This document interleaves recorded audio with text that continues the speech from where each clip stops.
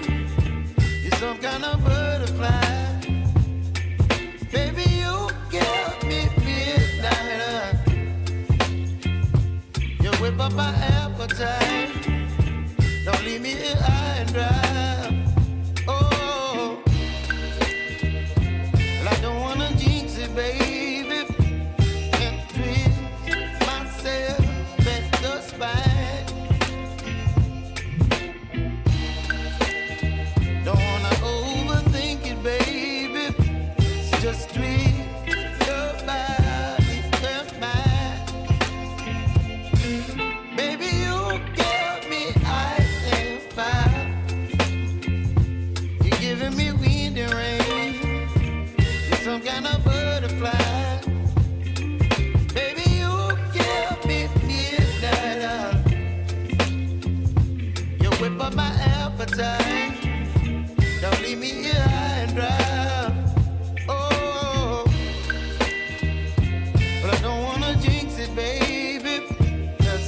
get ahead of my time. Oh, but I don't wanna miss you, baby. So I stand up and speak my mind. Oh.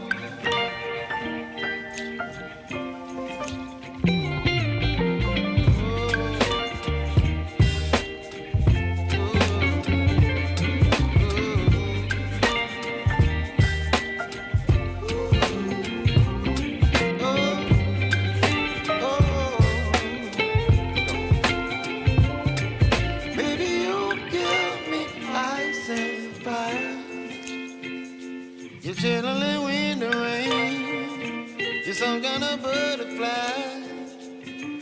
Baby, you give me midnight. You whip up my appetite.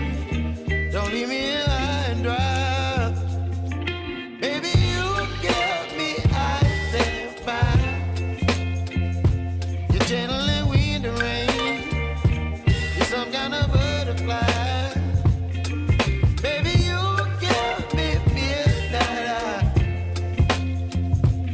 Whip up my appetite. Don't leave me here high and dry. Oh, oh, oh,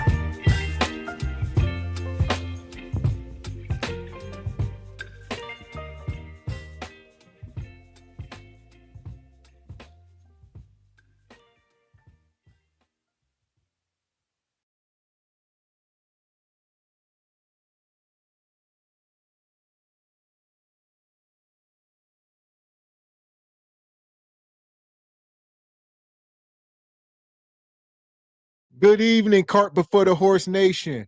Live show starting soon.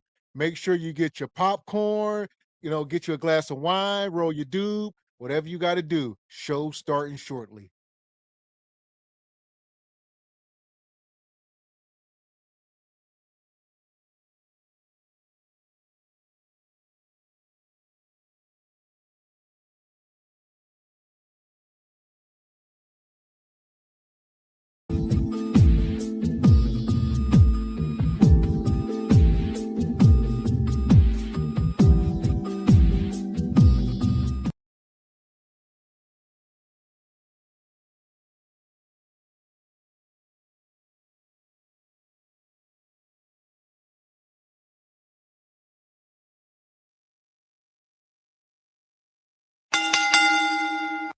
Let's get ready to rumble!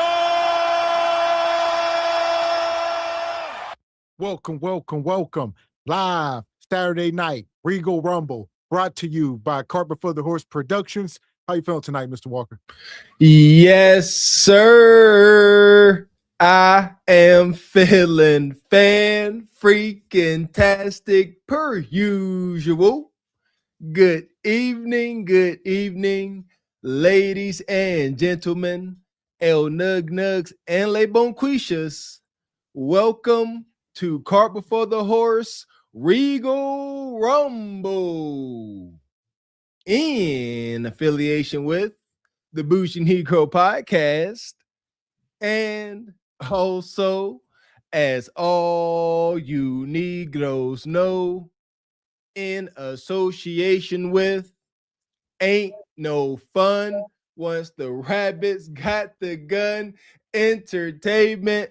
What's going on with you this fine Regal Rumble Saturday? In the big name of Jesus, you hear me? Welcome in, you jive turkeys. We are here. It is Saturday night, and we got a nuclear show tonight. Ooh, With so much madness going on in the dating market is crazy. Listen here. Come on in, hit the like button and the subscribe button if you already ain't, which would be egregious. Nevertheless, come one, come all this fine December 13th, 2025. Me and Mr. X is very much still alive and feeling fine. Reporting to you, Jive Chickens, from this wonky, ever-changing nuclear dating market. Man. Yeah! Boom, shakalaka! So here we go. We're going to get into it. As y'all see tonight, we are exclusively on the Cart Before the Horse channel. All right, no simulcasting. This one here, like I told you, nuclear show. Here we go. Oh, man. Yeah, I like it. There you go. Exclusive to Cart Before the Horse, our original channel. For those that don't know, this the original. This ground zero. This the down bottom. This our bottom B. That part. And shout out to brother Tony, became a member. Appreciate you, Tony Davis. And sister Ree Pink, she's been a member for 16 months. She says cheers. Cheers, our pink sister. Appreciate you. And 3 a.m. Thought Club gifted a membership. 3 a.m. one of our day one since day one. Appreciate you, brother. And shout out to Tony Davis, became a member. There you go. I think renewing his membership. He always been here. And Frederick Howard gifted a membership. Appreciate you, brother Frederick, per usual. And Team Peterson been a member 26 months. He says day one of day 1001. I'm a cart before the horse, whatever I am on earth. Man, shout out. Now that's a day. What's that to Team Peterson? Non-stop membership. He don't be around that much, but I guess he always around. Good to have you, OG. Good to see your face, chump. Straight like that, straight like that, straight like that, straight. That part. And Kim Netter gifted a membership. Appreciate you, good brother Kim Neto. And Frederick Howard says, Snow Bunny, Jupiter Booty, Brotherhood, Snow. What is Peppermint Patty winner? Listen, you trying to say Jupiter Snow Bunny Booty? Yeah, that's a thing. Huh? So here we go. Without further ado, shout out to EV. Says no heat in Glazed Galaxy, temporary in Leon's lair. Oh, so okay, y'all holding council in Leon's lair. That's funky. Here we go. Nevertheless, a symbol. Shout out to Leon. We're gonna get Leon up here one of these weeks. Special guest. That'll be a crazy show.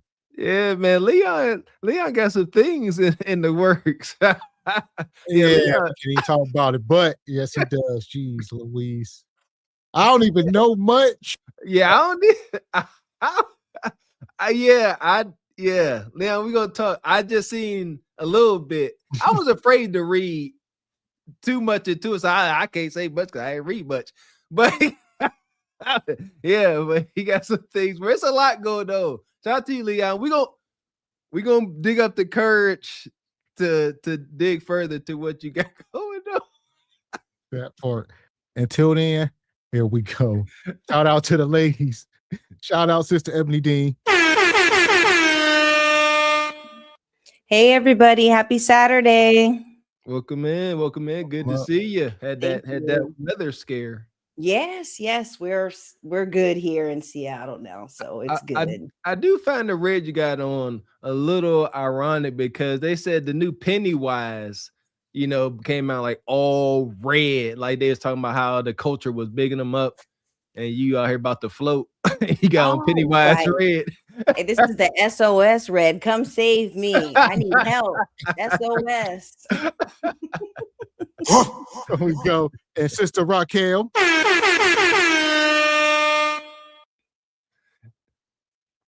You muted. Hey, y'all. And we was waiting for Raquel. We ended up sending her the wrong link, but we was sitting back there. I said, man, I sent the link. I don't know who we sent the link to, but hopefully nobody else pull up.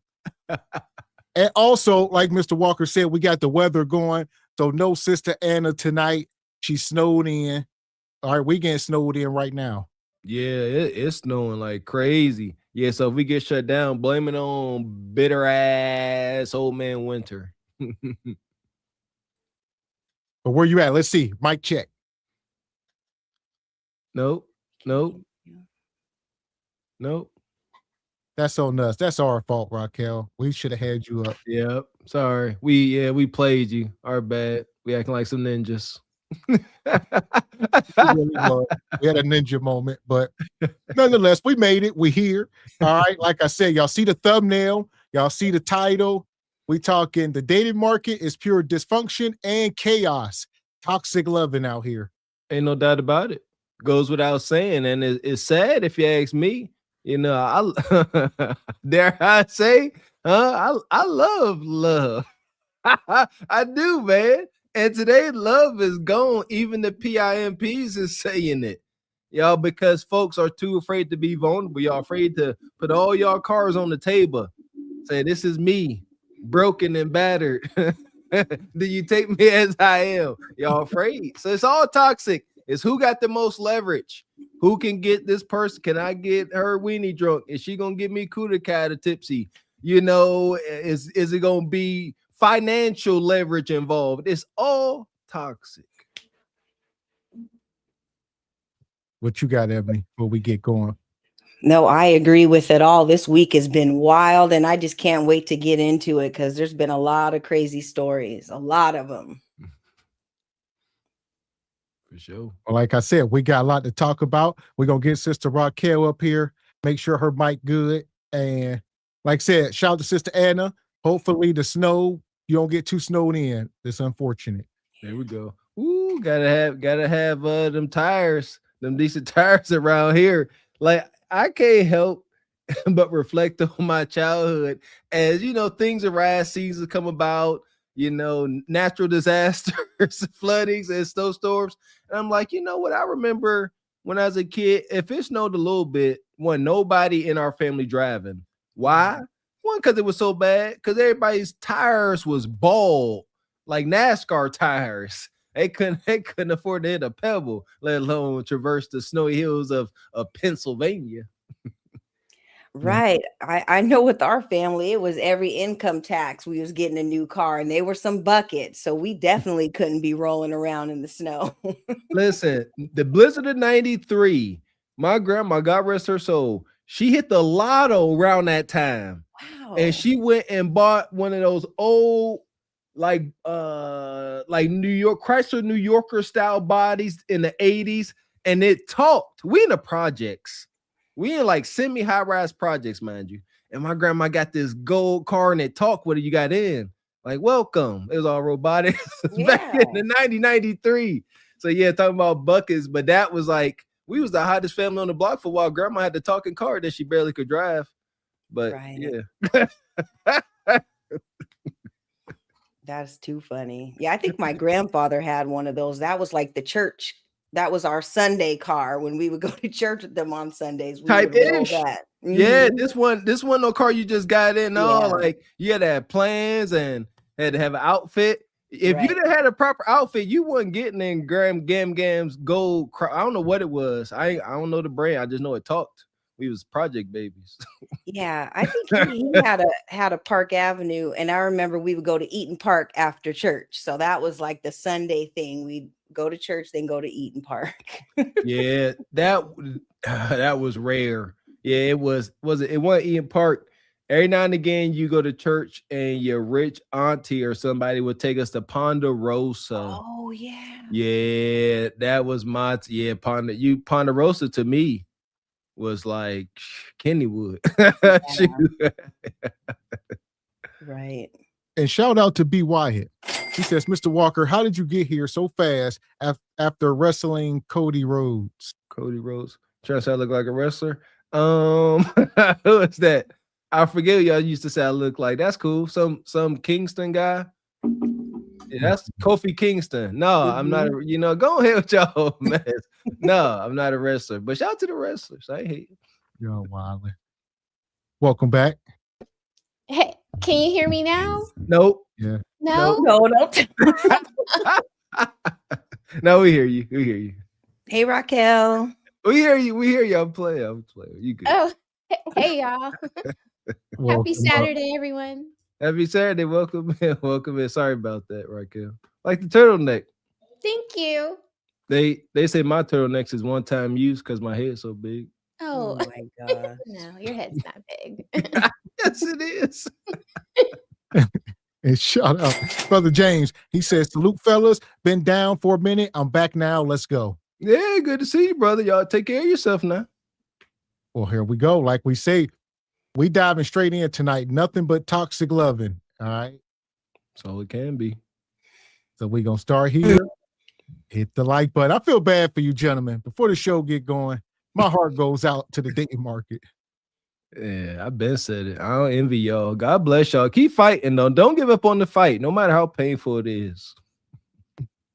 Excuse me, I ain't gonna lie. You look good. What's your name? Naya. Naya, can I talk to you? Yeah, you gonna buy me something to eat? Buy you something to eat. You look like you just got something to eat. No, I'm hungry. What you want to eat? I want a steak bowl. So you like a trick? Nah, I just like men that's gonna feed me. And if he don't feed you, then what? Can I get your name first? Can we get to know each other a little bit? You're not buy you something to eat? My name's Barbie. I'm Joseph. It's nice to meet you.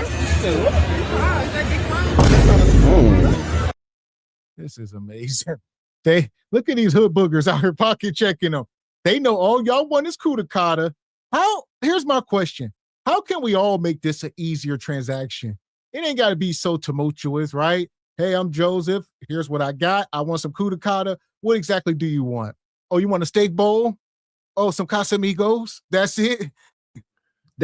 Listen, if I'm not mistaken, wasn't that kind of what we did back in the day? Well, y'all was hooligans, but y'all be like, hey, what up, shawty? Look, I got some drink, I got some herb, said y'all, and then you was like, come back to the spot and let's do what it do. And you'd have to say specifically what it do meant. But if you took that invite, what was, you know what they say? What's that ism? What's understood don't have to be explained. I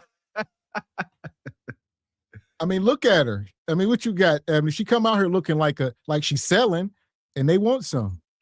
Right. And with her looking like that, I don't know, you guys. I wouldn't even want her in my house. No, we can't go back to my crib because I got things here that I want to keep. And I know that you're going to be stealing stuff in your little bralette and in your shorts or whatever. I don't want you in my house. It's red roof at best. So yeah, at best she klepto if she don't stand you up and line you up for the stick up kids. Right. Well, shout out to the brother Corey Holcomb. He was just talking about this. He said he had to tell his son that. He said, he just got his son set up with a little apartment, doing his thing. And he said, don't bring these hood boogers over your house. He's like, I know it's going to be tempting sometimes. You got your own space. You feel like you can do what you want to do. But don't be bringing these women through. Absolutely not. That is a serious safety risk because you got to think beyond the Kudakata. You got to, get to that post-glaze clarity point. Y'all going to part ways. She going to go back to the hood around Nug and them. Nug come up on hard times. The ism is real. She's like, I know this dude down the way got a nice spot. Yeah, I actually seen he had a safe in his closet. And now you at the least a potential victim.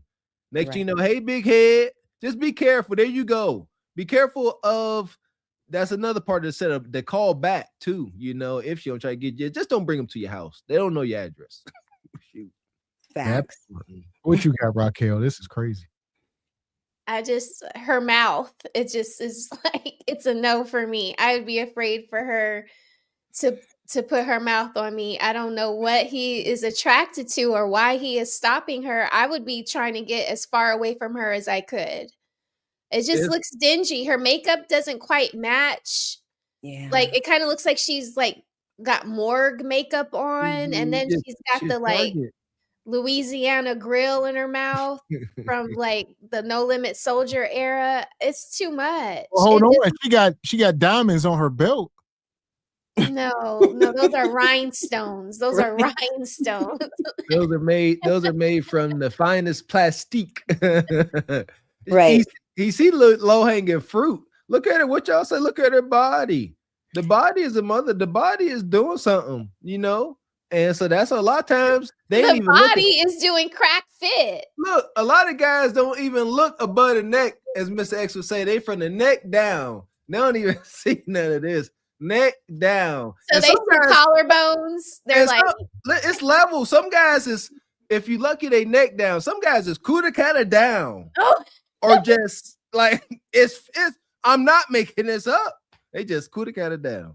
But you guys see, you see her chest, like it doesn't match. Like, is that like a man? It's kind of giving man because it's her chest, like there's no breast, like there's just chest right here. Like I don't know. It's looking like you may not want to get out. You might be surprised at what she pops out. Because things could be tucked, you guys. They be tucking. So I don't know, y'all. See, and this is that right there, Sister Ebony Dean, is actually, yes, the primary number one answer. If this was freaking Family Feud or whatever, number one answer. Bing! These women might be ninjas. Number one answer why I don't envy y'all. Wild as heck. That's disgusting. And here's another reason. Here's another reason why you don't want to mess with them. Hit the like button. This was the desperate call for help after a man spent days trapped inside a storage unit. I've been locked in a storage unit for about a week now, and I just now found my phone. Police say the 51-year-old was locked inside the locker by his girlfriend during an argument, the woman allegedly tricking him into looking for an item towards the back of the packed unit before proclaiming, "This is what you get," and slamming the door shut. I remember when I lost my mind. Oh, I'm just about to lose my mind. When you messing with these hyenas, you will wound up. Gotta be a fool. Hey, go look for my thing is way in the back, in the corner, up under that box. And then she shut the door on you, and you in there for a week. I know he was mad as a rattlesnake, man. Oh my God. Mad. That brother was dealing with his sanity. A week of pure darkness, and he was a week. This is why this is painful. This is dark.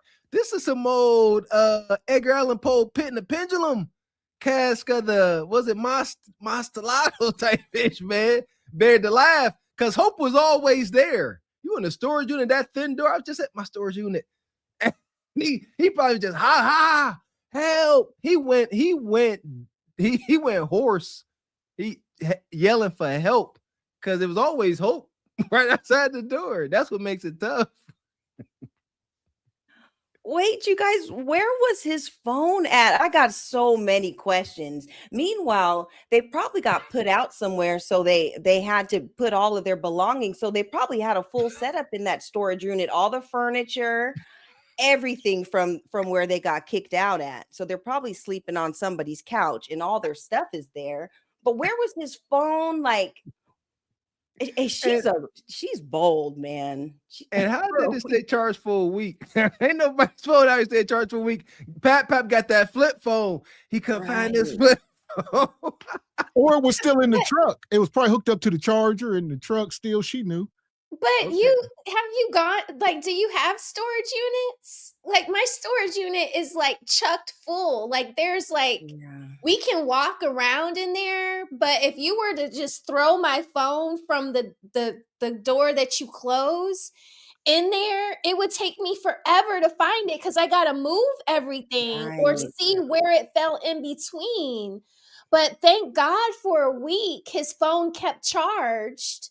And he was able to eventually call someone when he did find it. That's what I'm saying. So so he did call 911. That was him. Yeah, he said, I'm locked in the storage unit. I've been in here for about a week. I just found my phone. Well, you know, it's pitch black. Ain't no light.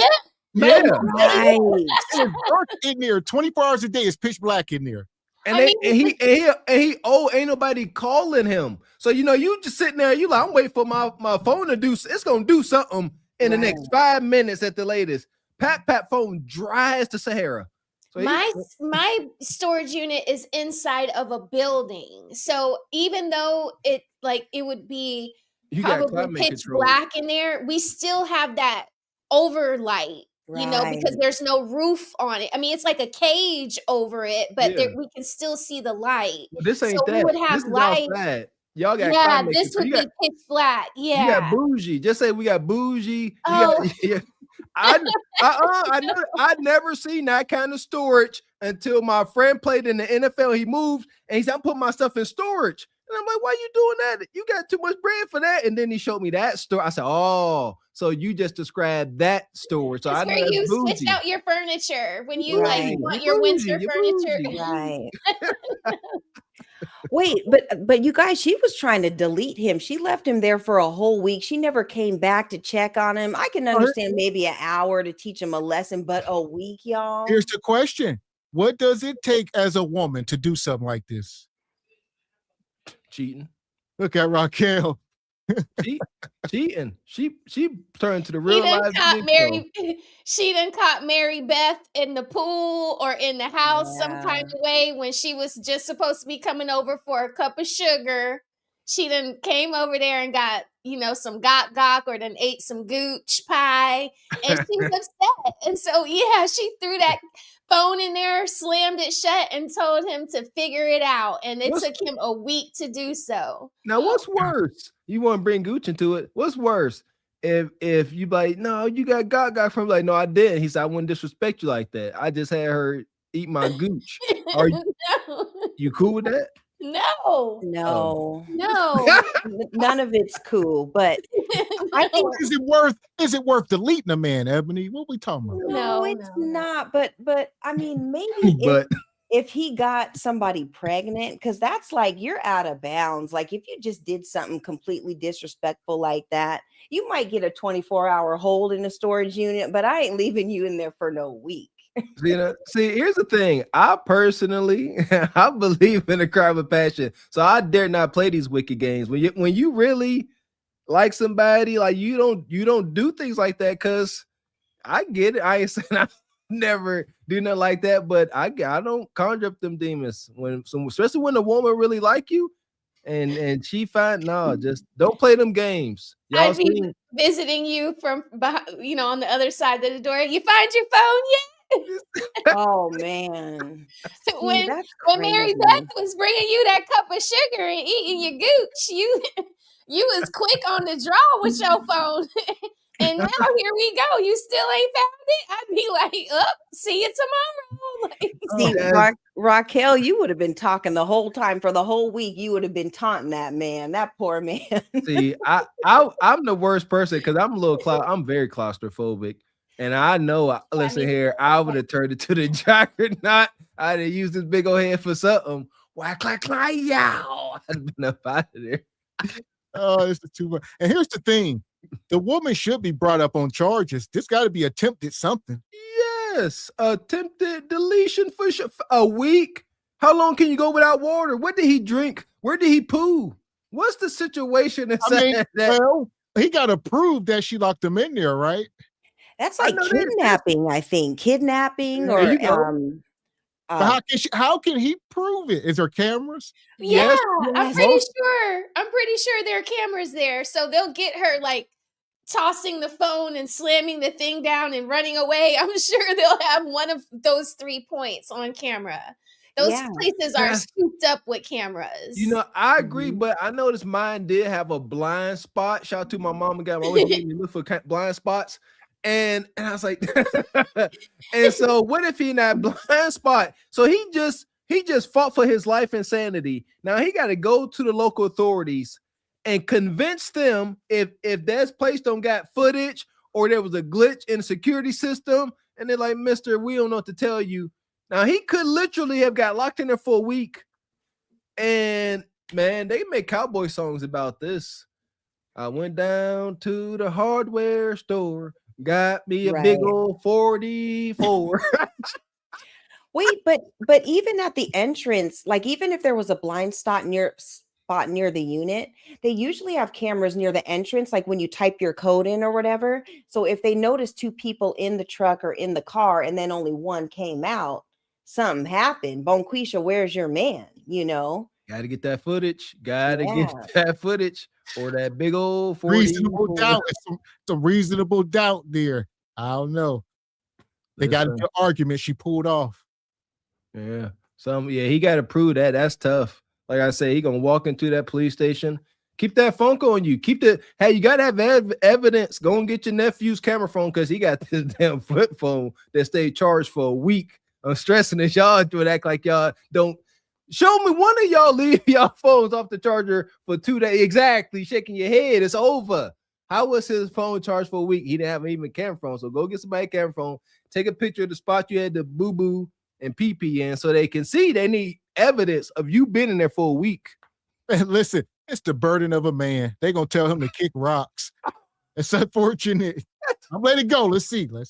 After a man spent days trapped inside a storage unit. I've been locked in the storage unit for about a week now, and I just now found my phone. Police say the 51-year-old was locked inside the locker by his girlfriend during an argument. The woman allegedly tricking him into looking for an item towards the back of the packed unit before proclaiming, "This is what you get," and slamming the door shut. She double locked my lock, and I don't know how she put me in here, but she put me in here. It took 4 days without food, water, or power for the man to finally find his phone in the darkness, lost in the chaos of what detectives called a hoarder's paradise. I just need out of here. I just can't breathe. I haven't had nothing to drink or anything. Soon after the call, the man was freed and treated for dehydration. The girlfriend, 52-year-old Robin Deaton, is now wanted for kidnapping, false imprisonment, and attempted murder.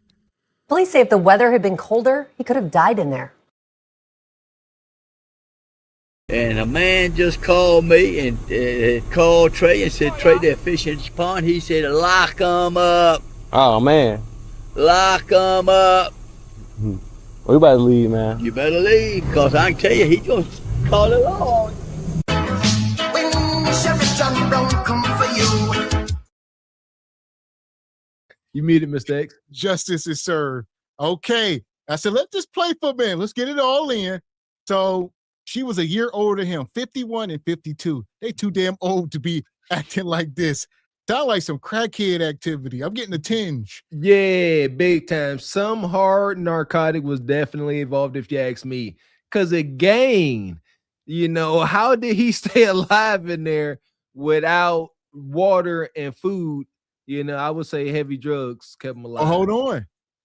Rashad says with the 10 ball, Gavin X, I don't believe that story. 1 week in the storage unit, no food, no water, no security, no other customers accessing their unit. He says he couldn't have been in there. Well, he said 4 days. 4 days. Yeah. Well, shoot, you in the pure darkness for 4 days. I say a week too. I've been for a month. Shoot. Yeah. Like I ain't counting the days. 4 days, 7 days. I feel you go, G.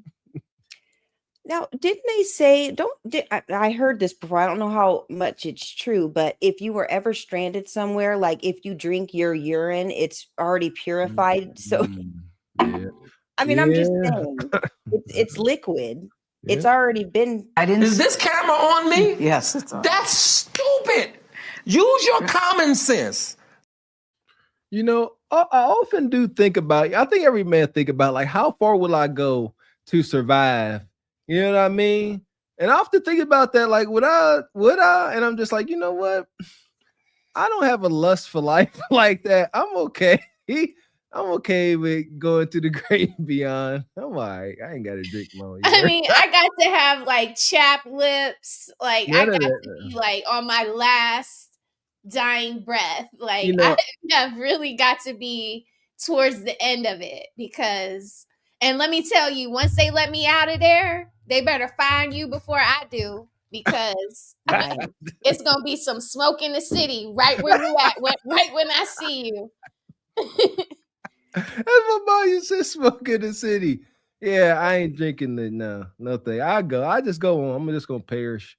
No thing. And I would drink water. Some of y'all like y'all would, and y'all be drinking soda and stuff. Y'all gonna be drinking syrup. Help it, Lord. Yeah, that's tough, you guys. 4 days. I'm glad they caught that woman because she left that man to die. I mean, to be deleted, basically. No, did they catch her?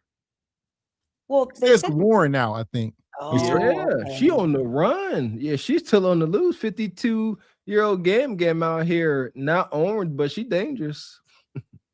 Yeah, and I would say with the urine thing, if your urine is full of Hennessy and all that, you probably can't drink that. But if you drink a lot of water and kind of purify yourself or whatever, I don't know.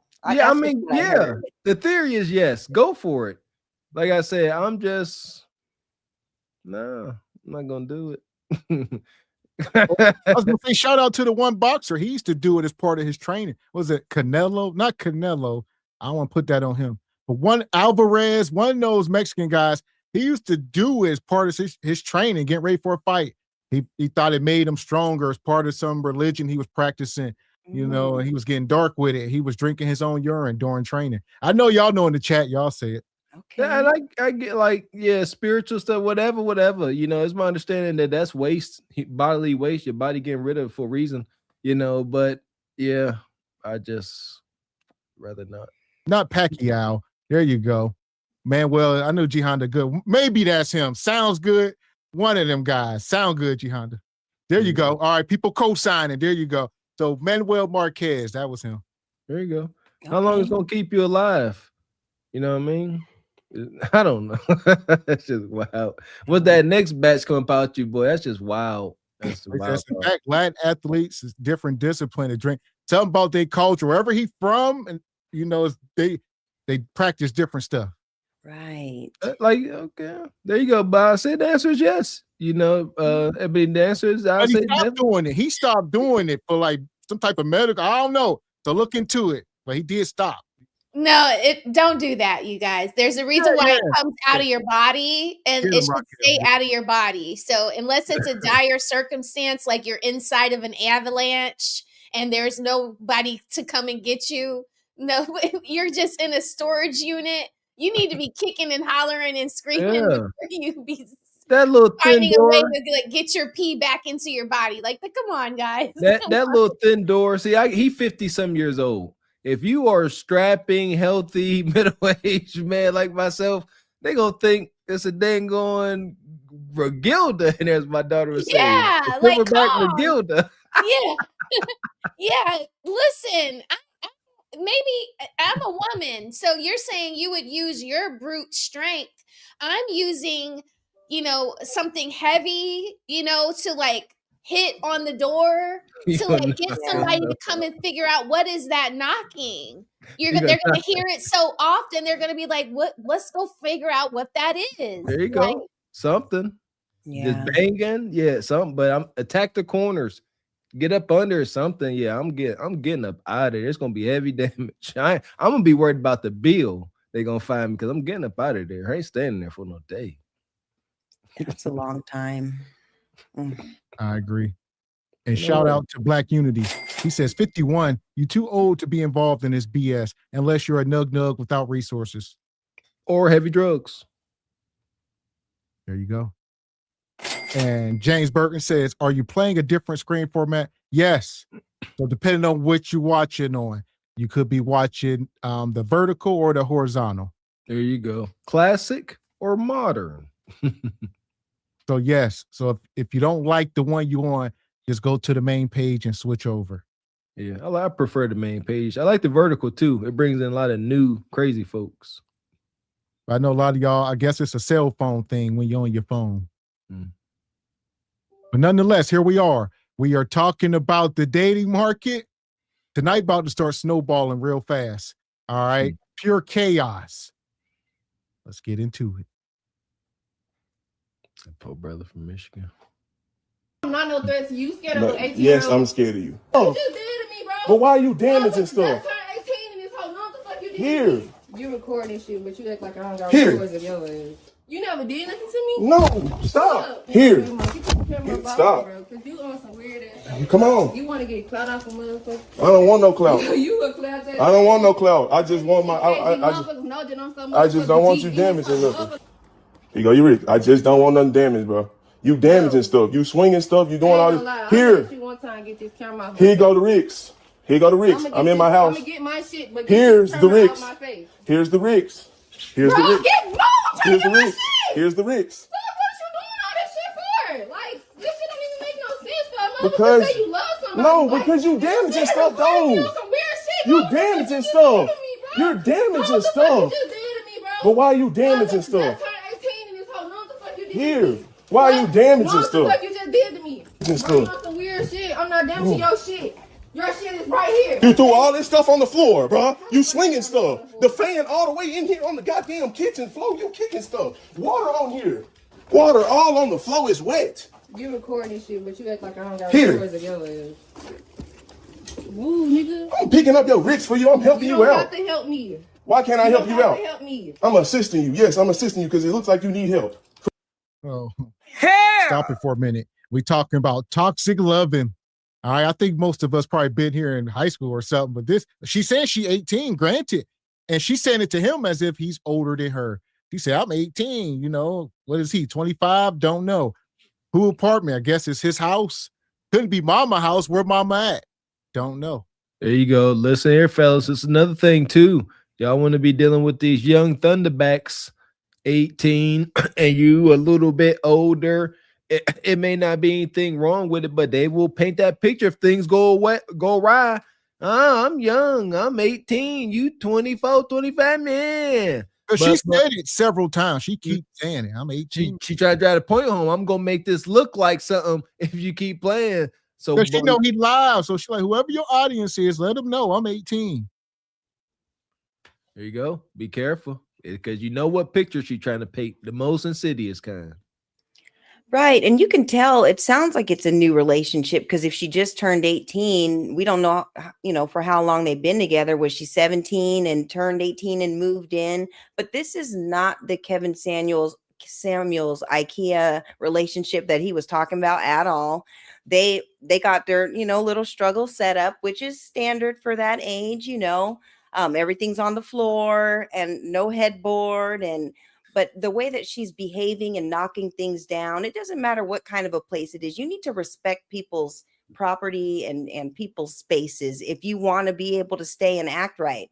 Because he's talking about she was pushing the fan on the floor and water all over the floor. That ain't cool. That's not how you're supposed to behave. So he's probably like, yeah, get all your stuff and get up out of here. You can't act like that here. And I don't feel sorry for this brother either, because we talk about this. There are signs before y'all get this deep. He knows what she about. She know what he about. This stuff, this type of activity just don't pop up. And everybody that had some toxic loving in the past know that's true. You saw the red flags. They tell you the red flags. And you definitely see them in the midst of hunching. So don't even play with it. And this goes back to what we were just talking about. You know, we all raising sons. So the first thing got to be, don't bring these hyenas in your damn house. Once you get on your own, we just talked about, once you get on your own, trust me, we all been there. So we ain't gonna be hypocrites. I can't tell you not to do what I've done, right? We did it. We went through that, so you ain't got to go through that. So that's what I'm trying to say. You can't, because sometimes the kids like, well, y'all used to do it. That don't make it right. I'm trying to tell you what's right and wrong because I know both sides now. It was a point where we only knew wrong. So once we start learning right, we can contrast. And unlike our Poon Hound elders, we're telling you there were moments of terror. Like, for instance, you bring a sister by after a night at the club and things go awry and you just happen to start seeing her circling your place just out the blue. You like, what? And then now you on age, you don't know what's going on because you let a night of passion turn into a wonky situation because you was too loose with your meats. See, but our Poon Hound uncles and them act like it was always glorious. No, tire slash. This never happened to me. Tire slash, windows busted, the whole shebang bang. I done seen ninjas get this one woman pour paint in his Cadillac DTS. Paint, white paint, black leather seats. Oh. Yeah, toxic. I caught a woman trying to slash my tire back in the day. Way back. And she warned me. She said, I'm coming to slash your tire. And I was out the window the whole time. I'm still out my mama house. I'm looking out the window. And how'd you get her not to do it? What'd you do? You went out there, you was like, please, baby, please. Yeah, no, I didn't do all that. When I seen her, she pulled up, she got dropped off in some car, she got out, knife in hand. Like, what the hell? So yeah, I went out there. And it probably ended with some toxic hunching or something. But I love it. when you're young, 18, 19 young days, We knew that, Mr.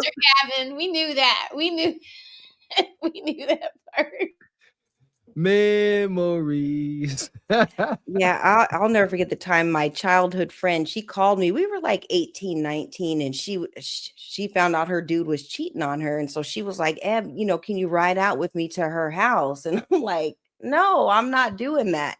She ended up going by herself, and she ended up like stabbing him. And if it was like 1 inch, like to the right or whatever, she would have hit like an artery. It was like really, really bad. And I was like, and you wanted me to pull up? Like, I'm not pulling up to this crime scene. Let that man cheat and you handle it back at the house when he gets back. You was about to be a whole accomplice, a whole co-defendant. Yeah, for sure. Yeah, that was wild. That was crazy. We got to be careful. Down. For real, here. This really the type of nigga. I don't like violence. I don't like arguing. I don't like none of He that. warned me. He warned me.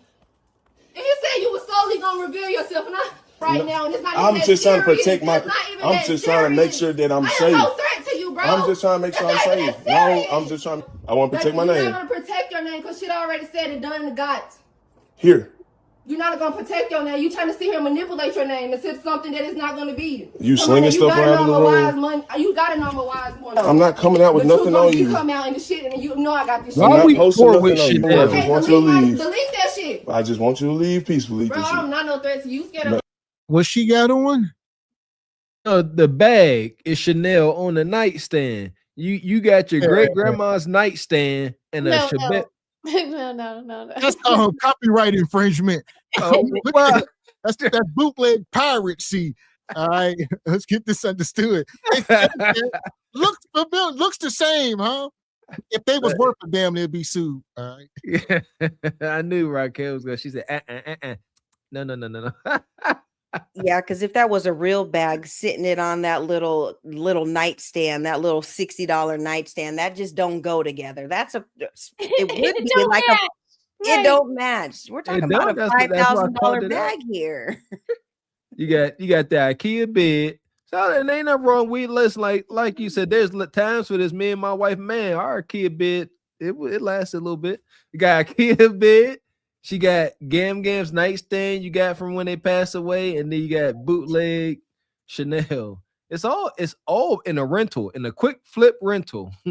Why does he keep trying to hand her those crusty ass boots? Like, fuck them boots, man. I would have been through them boots at her. Like, these old crusty, what are they? Here are your Rick Alexander McQueen's. Then the take these shits and get the hell out of here. Like, what? Then the McQueen's. I was gonna say this is the burden of a man, Raquel. See, as women, y'all can get her out. Maybe as a man, he can't. You can't physically. See what I'm saying? You get to grab her, and then she get to scratching you. Now you mad? She done scratch you. You bleaking. Now you might want to swing. It done turn real domestic real fast. Yeah. Cops show up. You see what I'm saying? So you gotta slow walk it, or else you can go to jail in your own house. I would tell men don't even be in the same room, and that's just real rap. Like, if you really like, you got to swallow. You got to sit there. I know. I don't know. You might have to sit there and turn in the corner and weep. I don't give a damn. But don't go in this different room because, like Mr. X said, just you touch, and we too logical. You touch her, try to guide her, and then she scratch your face. Like, you seen Jamal out here looking like the Joker, and now see. And then when the cops come, she gonna say, "Well, he grabbed me first," and we logical men gonna be like, "No, I was just trying to." He needs to do whatever that lady did in the previous video to like trick her out the house. Like, he needs to run with a bag of Cheetos or whatever is her favorite snack. Like, run out of the house. She'll follow you and then like go back in there. Like how they do on the Toe Goat. You know how one of them will like... Yeah, maybe some Casamigos, a sack of herb, just breadcrumb. Just put little sacks of herb and shot glasses, lead her to the door, a shot and a blunt, and then a shot and a blunt. And if y'all really want to be toxic, be having fun when they show. He want to sit there, keep trying to hand her these shoes. He egging her on. Here, take your shoes. You see her stumbling and fumbling, trying to figure it out. No, you go in the living room, turn on some of this new age music, and be in there getting lit. You know what I mean? Doing the new latest dance, and that's gonna really agitate her soul. There you go. Go in there and listen to some Drake, pop some bottles, get some girls on the hotline. Hey, yeah, do that. That really get her wound up. If y'all gonna be toxic. And I would have just grabbed them little cheap Steve Madden sneakers, them sunflowers that are on the floor, that charger, and that little tampon that's right next to the bed, and throw it out the window. You need to get out, and that's going to get her out. And you just keep throwing that ish out. You got to go. Girl, get all this trash. All it is just trash. Get Mr. Walker's mama broom, like how he used to sweep all the trash out, like sweep everything. Get it out of here, girl. That whole little corner getting swept up and getting put out. Yeah, that's that's nasty. I can't stand that stuff in corners like that. Just build up in corners. I talk about you like a dog. I come to your house and you just got stuff built up in your corners or your like that. That just my question. I was gonna ask y'all, what do you do if your son call you? And this is your son, and I got a woman, some girl in my house, and she won't leave. Where you I'm at? coming to get him, and we'll call the police. We'll let the police remove her, baby. You just come in this car. Yeah. Me and your daddy will take you home. Whatever she messes up, we'll replace. Don't do it again. Like, don't do it again. Pulling up too. Yeah. That's like you going up there. Raquel, her husband showing up. Raquel getting out, her son getting in, Raquel going up the steps to make sure she don't take nothing. Nah, y'all know Justin already knows that I'm crazy. So I already know he already knows, like, listen, we gonna get over here. He gonna do that hand on the thigh thing. Like, I'm serious. I'm very serious. It's gonna be like one of them tight grips on my thigh. Sit in this car. You don't roll down the window. Don't get out. Me and your son, I'm gonna go in there and get him and bring him out, and we go home. But don't call her. Don't roll the window down. Like I know this. I know the school. And here's the scenario: you sitting there, you listen to your husband, and then but they got one of them apartments with the breezeway, and it's facing you, and you see her come to the edge of the breezeway with his Xbox. Have this Xbox and your mama, and throw it over the thing. And now you got to sit there. It's sit there, and she popping off too, and you got to sit there. You gonna do it? You got it in you? I'm gonna be yelling at my husband like, "You gonna let her do that?" You gonna be, like whatever I want to say to her, I'm gonna be yelling at him like, "Get this hoe! Like, what is going on? Like, this is what y'all doing? Y'all just letting her throw the PlayStation because never he loves his PlayStation, and so do I. All that hard work we have on that PlayStation. So you just don't throw it. So here's my point in asking that. You see how one goofy harlot could come into a situation and just mess up everything for everybody in theirs to get involved. Now everybody mad. Miss Raquel mad. Now I'm missing my edges because she done ripped them out. Like, yeah. All bad. Yeah. And hopefully, I don't know about you, Raquel, but I feel like if just me pulling up, if my son and his girl are having a dispute, as soon as I pull up, I would hope that she has enough respect to act right, like to at least listen because I'm here. And, and if not, if she's going to destroy everything in your house, that's a lesson learned. And you're going to have to work and do whatever to get that stuff back because you should never brought this broad in your house in the first place. Bingo. You don't bring crazy into your house. This is where you live. This is where you sleep. And the air you breathe and all that. You can't bring toxicity into your space. I agree. You got a normal wise one. I'm not coming out with nothing on you. You come out in the shit and you know I got this shit. I'm not posting nothing on you. Okay, I just want you to leave. Delete that shit. I just want you to leave peacefully. Bro, I'm not no threat to you. Scared of an 18-year-old? Yes, I'm scared of you. I'm scared of you because you showed me that you are 18 in the mind too, and a little younger.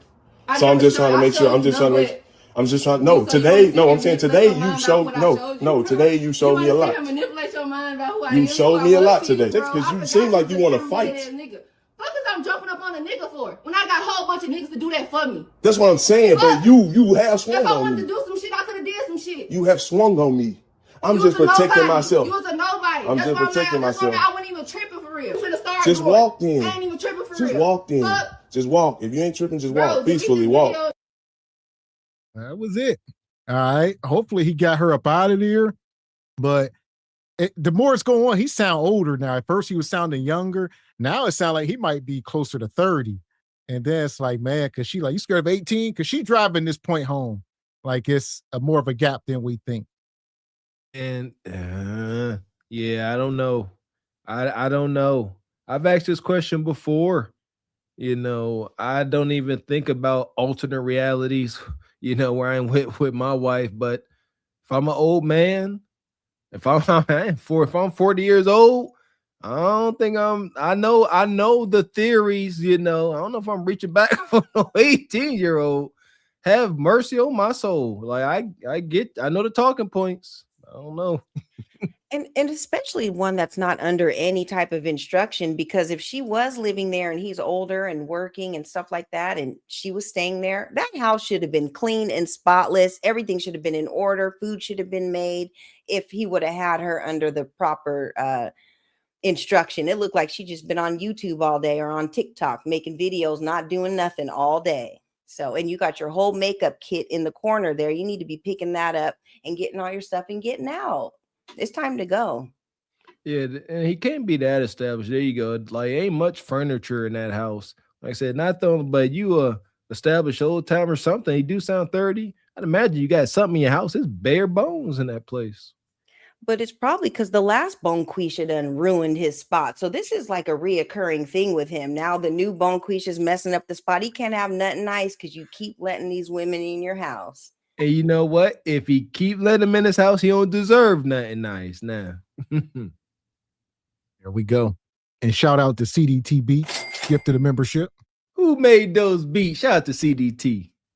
Or became a member and gifted the membership.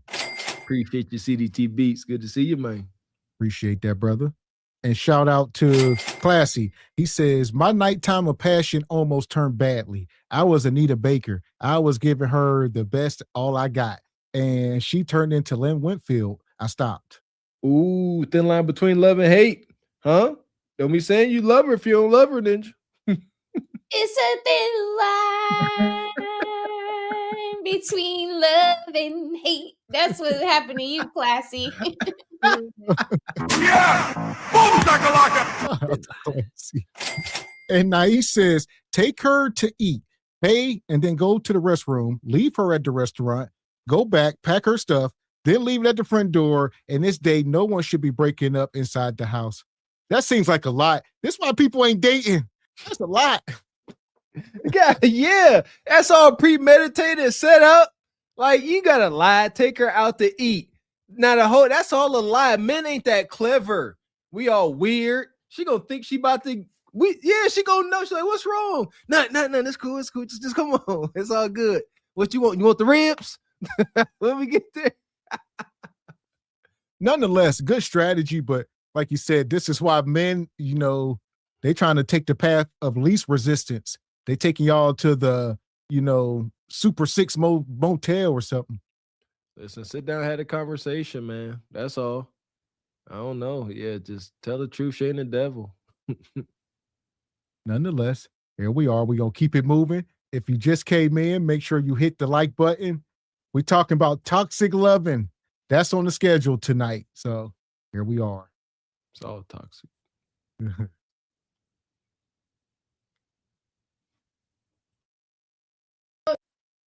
My house, because you couldn't even buy my baby nothing. Get out my house, bro. Get out my house. Get your stuff out my house. Get your stuff out my house. Get your my house, bro. Out my house. Hell out my house. Get out my. Oh, you going to jail? You going to jail, nigga? You going to jail? You going to jail today? You going to fucking jail today? Get out my house. Get out my house. Get out my house. Get out my house, because you doing this in front of my baby. You going to jail?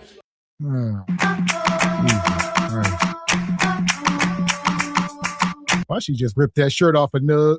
You couldn't even buy my baby nothing. Get out my house, bro. Get out my house. Get your stuff out my house. Get your stuff out my house. Man. Hell! That's one of them Dollar Tree white beaters. Who buying white beaters on Temu just because they say they 38 cents a piece? It's just, yeah, that's why Bonquisha just nothing, paper mache. Double standards, right? We all laughing. She done de-shirted this ninja. Yes, man, she caught some skin too. Y'all tripping. You think she got all shirt. man. His back raw as heck. And then they in the kitchen, she punched him in the chest. Bow, get out. You beat him into a corner, tell him to get out. Well, here's the other flip of the coin, Mr. Walker. We also don't bring them home and don't move into their house. Right. There's rules, man. You let this sink in, men. Every man that think you got the juice to do this, you're wrong. This is the most belittling feeling to a man. You ain't got no place to stay. She like, get out. And she know that. That's why she won't stop saying it. She know every time she say get out, you just taking daggers to your heart. Ooh, get out. Get out. Rip your shirt. Now you're shirtless and homeless. Get out. She wants you to crash out. Right. And then she has a little basket. She put all of his stuff in that little cheap basket. It's probably the same place where she got that cheap wife beater for him. He must have like just got out because he don't have nothing. And she's just kicking him out. Man, you never want to move into a spot with a woman that can just kick you out at a drop of a dime or whatever. You need to be on the lease or don't stay there. As much as she even begs you to stay, don't do it, because at any time she could flip the script and you'll be looking like this guy. And I remember when you guys covered that one guy, when he got kicked out, he was staying in the car, remember? And then she had to come get him out the car. When you don't have nowhere to go, this ain't it, y'all, at all. That video, she had him kissing her feet. She made that man get on his knees while she was going live, kiss her feet, and beg to stay. Then she let him back in the house. Yeah. And this one here says, be careful who you have kids with. What you got, Raquel? You see, like how when he was about to, like when he swole up on her, she was like, police, oh my God, a police, oh my God. It's like, what do you expect? And I don't know what he has in his hand while he's in the kitchen. It looks like one of those can openers. I don't want to get hit by none of that. So if I really, but see, it's like she's talking out of both sides of her neck because she's so angry that she's telling him to leave, but all of her actions are her really wanting him to stay, but showing it in such a dysfunctional way. Like, it's like you're hurt and whatever he did, we understand that. But now you're kicking it up to another level where this man feels like he wants to put his hands on you in a very masculine way. I never want a man to touch me in a way where he just wants to like rip me apart, like in a mad masculine, he has to protect himself kind of way. No, that is not my goal. Because when look at him, I mean, he's skinny, but he looked like he's strong, and I just don't think I could take one of his punches. So I don't know why she playing with his top like this. Because she don't know she can't cry. Kev used to touch on this, man. Kev was speaking to all these sisters. They don't know how to cry. Instead of sitting there, putting her face in her hands and boo-hooing, that has a better chance of getting her a desired outcome instead of this. Now is forever vindication in the room. He forever hates you. Forever. He never gonna forget when you kicked him out when he was fresh out the pen. So even if y'all do get back together, it's toxic. Always gonna be something on the side. But if you would have sat there like a woman, he done you wrong. You knew it was coming. Sit there and just put your face in your hands and cry and tell him, have a nice life. Like, how could you do this to me? Like, I would just be asking him, like, how could you do this to me? Do you love me? Like, these are the things that you really want him to answer. So why not just ask him instead of putting him out and then having to assume everything? Right. And even with all this, like, where are the kids? Are they seeing daddy getting put out of the house and everything? Like, this is a very toxic situation right here.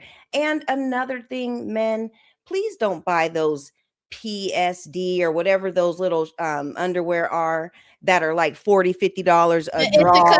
The Ithaca draws. It's like, let the girls have that, please. Right. Don't buy them expensive draws and you have these little cheap wife beaters to go along with it. That is not the underclothes set right there. Because those are expensive. And my son, those are like the fashionable things. I'm like, I don't even have no $40 draws or no $50 draws. Like, so it just don't add up.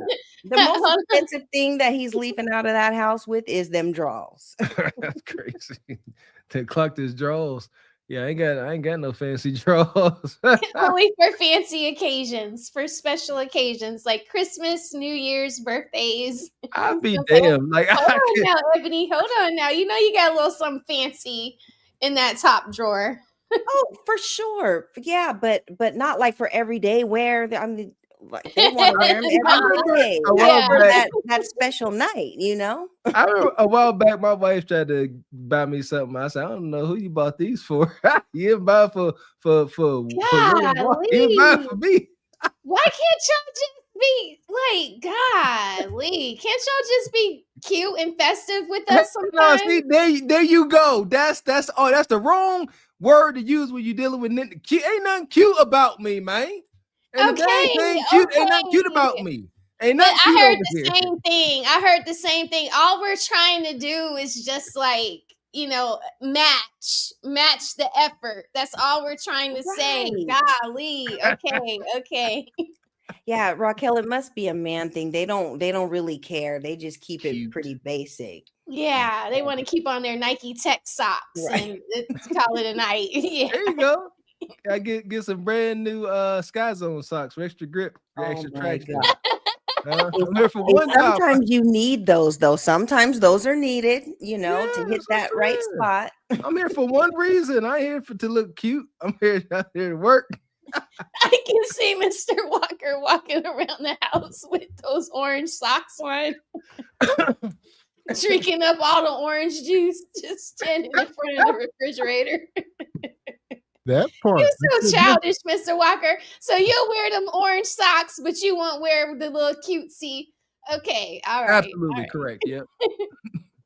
Men are more nostalgic. Like we like our old stuff, our old draws that might have a hole in them that the wife like to throw away. You're like, hey, what happened to them? She's like, oh, I'm like, man, I'm missing my draw. My count is low on my boxers. I'm missing about 3 pair. She's like, I threw them away. I'll be like, you threw them away. Because you guys, we're cleaning them and we're trying to fold them up all nice and there's holes and stuff. Now you got to get these out of here. Yeah, can't nobody catch you with holy draws and you married to me. Right. Them shit's got to be perfect. You know what I'm saying? Anything go wrong? Oh, he was taken very well care of. That's right. That's right. He was. I can dig it. See, teamwork made the dream. That's fair. But like I said, there's some nostalgic things. But you know what? I used to have some nostalgic shirts. I got a couple, but I throw stuff away. I'm not a hoarder. I will throw stuff away quick. Yeah. My house, bro. Get out my house. Get your stuff out my house. Get your stuff out my house. Get your my house, bro. Out my house. Hell out my house. Get out my.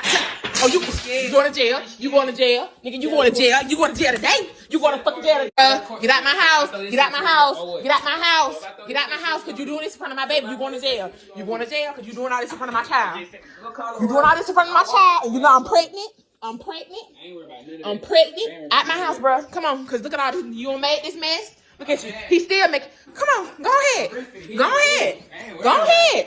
Go ahead. I'm telling you. Go ahead. Yeah. I'ma tell him. I sure am. At my house. I'm not playing, bro. And I'm not doing nothing.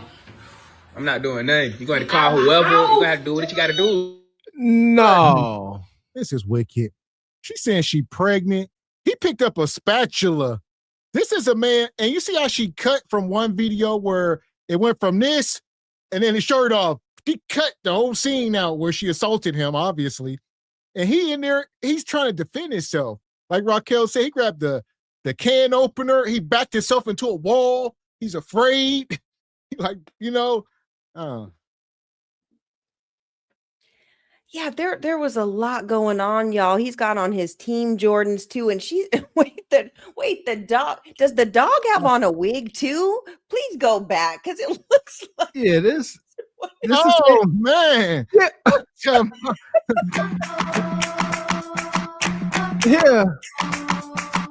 I did not catch that. So what's going on? Like, yeah. What the hell? I did not see that. And she is pregnant.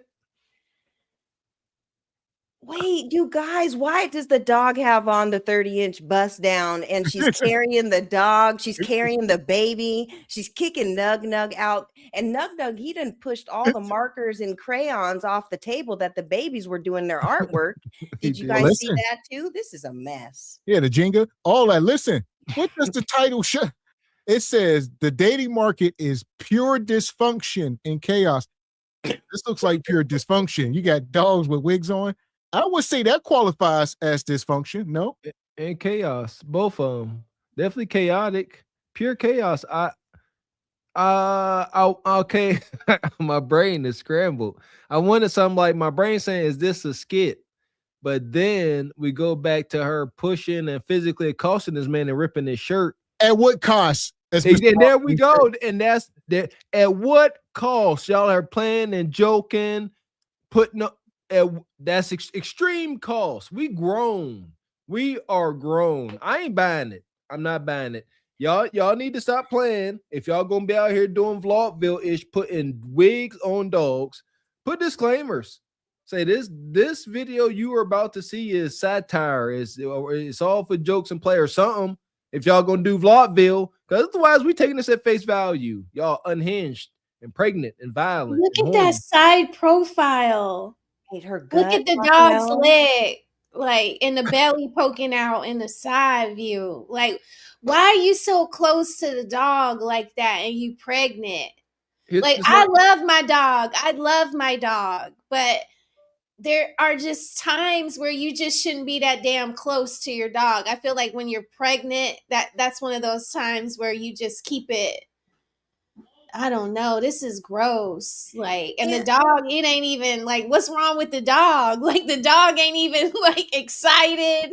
Like, is the dog on meds? Like, what is going on? Yeah. And here's another thing too. Dogs shed. And so he's got that wig on and the dog is shedding. That's all in the wig. Are you putting that on to go out for Saturday night afterwards? Like, what are we doing here, you guys? Is that a real pregnant stomach? You know what I mean? Because it looked kind of narrow. Look, my brain, the safety feature, my brain is saying this ain't real. This ain't real. It's a safety feature because I can't. It's like it's not real. Find what's wrong. Find the fake stuff in this because I can't process this. I don't know. Looks real. And shout out to Classy. He says, break up at her house so she can destroy her own wish. There you go. And Ashley Foot says, but Ebony, Kendra bought these PSDs I have on. I know she did. The expensive ones, yep. And Richard, he says, Ebony, Dean, and Raquel, I like how you two assess the situation. He says, this is a misguided ninja out here with no instruction. He's seen this behavior between his mother and her boyfriend. There you go. Shout out to the OG Richard. There we go. So we appreciate you, Richard. And we ain't done. Hit the like button. Put it back around this bitch. If y'all watch this busting the windows and everything. She's gonna pay for it. It's easy to she busting the windows while the baby in there too. Look. That's child in danger. The child in danger. I'll open it for you. Here you go. It's open. Go ahead. The more you do it, the insurance gonna pay for it. You going to jail and you stupid. Cool. I told you stop playing with me, bitch. Okay, I opened the door for you. I did. The door was open. You banging on the windows and everything. I don't know where they coming from. I can't. I'm not even my whip. You recorded banging on the whip and everything. Like you trying to bust the window with the baby in the car. That's what she's doing. She's lying to you. Yep, tear it all up. Yep, I want all the evidence. Look, that's what she's doing to your shit. Yep, tear it up. Tear it up. Tear it up. Tear it up. Yep, I want you. You going to jail for this shit. You going to jail for this. You know that, right? Because you done got addicted to penis juice and now truth knocking you smooth across your damn forehead. Lock them up. Put them people in their life. Shout out to Brandon Jamal. You have to. You got to press charges. Like he said, keep doing them. Call the cop because they will not learn. All right. So this is crazy. Think about it. Think about it. That the number one thing that stopped all of us from, succumbing to our lower self and want to be violent is like, you know what? I'm gonna be brought up on charges. I'm gonna be on mugshot Mondays. I'd rather not. But you're right, Miss X. But Quisha, like Nug and our melanated male counterparts, they're not gonna snitch on us, and they really get away with this stuff. Call them folks. Yeah, and what I really think, you guys, is this is a result of what we were all taught growing up. Like, boys, don't ever put your hand on a woman, and you're not supposed to hit women. Even when we were just on the playground, like, you're not supposed to hit women. Now these women are out of control because they know that you're not going to do anything about it, and they're just completely chaotic. Like, why don't you just leave in silence? Like, that's the best way. Why do you have to show out and knock everything down and throw everything out of the car? Like, if you're not happy, just go. Why don't you just do that? But I think this is the results of women knowing that men can't do anything or won't do anything. And now it's just out of control. This is crazy. Or maybe they're aware they can't do better, Sister Ebony Dean. You said, why don't they just leave quietly? Well, maybe she done sat up and identified this. The best ninja I done had and probably gonna get. Everybody else in my inbox is subpar to her current man. And she like, can't go quietly. Be the man I want you to be, or I'm gonna crash out. I think that's a theory. What you think, Sister Raquel? Well, I mean, she's clearly out of her mind. I mean, he said he opened the door, but she's just seeing red right now. So she's just doing anything egregious she can do. And like, just to be funny, when y'all saw him recording her in the window, did y'all peep his reflection in the glass? It looked like G Honda. It looked like G Honda. I missed it. He got a bald head. He kind of like G Honda Brown. Like let me find out G Honda that squeezed in this little 4 Series Beamer. But look at her. Look at how she squeezed in that little bitty sunroof. Like, what? I'm sorry, but usually BMW men that drive BMWs tend to really love their cars. So her trying to like ruin his car is just another way to like stick it to him, But yeah, like go ahead, record her so that you can get her on the hook for all the damages. Vandalism. That vandalism deductible way less than that collision. Way less. Yeah. Go ahead. Yeah, I was just going to say, I think Nug is going to have Bonquisha insurance at this point for the apartment, for the car, for all the destruction. So whatever you're renting or leasing, you need to have Bonquisha insurance at this point. That's going to be a new thing. DV insurance. In case your domestic partner come in and tear stuff up, that's going to be a whole new section. Keep it up. Yeah, so there you go. That's the brother Raquel talking about. All right, definitely bald head. I don't know about G Honda. Definitely looking. I don't know. I was looking at it faster the last time. I was like, wait a minute, is he tall and bald headed? Is that G Honda? There you go. He ain't got no beard though. There you go. Yeah, G Honda shave. All right, he on the run. G Honda a little fluffier too. G Honda, you in the gym, ninja? Oh boy.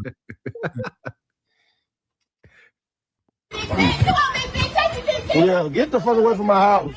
Get away from my house. That V6 Challenge Charger. Look, I'm showing my son in the car. This is my son in the car. Look at him.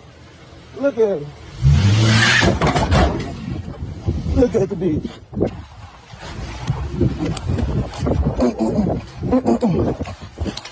On my kids, you going to jail. On my kids, you going to jail. Not the old, what he? Oh.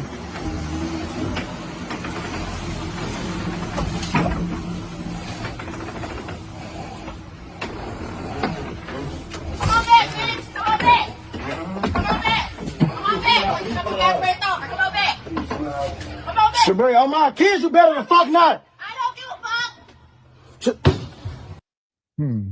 fuck. There we go. Bonquisha says she don't give a F. She out here crashing out. And he said my kids is in the car. We watched the last woman where he said the kids in the car and you busting the windows out. They doing this stuff all in front of the children. And I mean, should he call the police on his baby mama? And then he stuck with the kids. How does this go? I don't know. It's about the kids. What's your concern? Are you more worried about yourself or your kids? You more worried about yourself? Then don't call them because you're going to be stuck with your kids. That's what this is. A toxic situation. You stuck with the kids. This ain't no good situation. I don't know. Call the law. Call the law and deal with it. There you go. You got to start to clean out this festering wound. Letting her go is putting a Band-Aid on it. Letting her go and then her starting to feel better because you let her go. And then y'all have some toxic hunching session afterwards. That's only putting a Band-Aid over this infected wound. Call the law. Make it hurt. And the thing is, I'll let you go, Ebony. Men don't typically follow through. So even if he do call the cops, he probably ain't going to go to court and the charges get dropped. 9 times out of 10, Bonquisha rarely faces consequences. So what you got, Ebony? Well, you guys, he needs to call the cops because look, she done backed in the driveway, knocked the baby's little basketball hoop over and hit the car. And then when she turned around to go around the corner, she hit the car again. This is reckless. This is the babies are in the car. This is reckless endangerment. This is all sorts of things. You made this family with this woman. You need to get your kids and she needs to go to jail because this is not safe and it's not cool. What if the kids could have been in the driveway playing or whatever, or in the lawn, in the lawn or whatever? Like, this is not okay. He has to do something or else she's going to keep behaving like this. What is there anything other than cheating that could drive a woman to this, Sister Miss Raquel? Anything other than cheating? Anything other than another woman involved? Gambling is pretty bad when you gamble your family's whole life savings away. I've seen that happen. I've seen people click off for that. But I've also seen where one of my homegirls have gone to go and mess up somebody's car tires. And when they hit that car tire with whatever they were trying to puncture it with, it jumped back on them from the pressure of the tire, and the blade broke off and went into their skin, on the side of their face from, while they're sitting there doing it, it kicked back and it kind of broke up. And so on the side of her face, she has these wounds or scars on her face that are raised. Oh, they keloided. Yeah, and it's in a pattern, but it looks like something blew back on her, and it's the blowback from trying to puncture that tire with whatever little flimsy knife she had.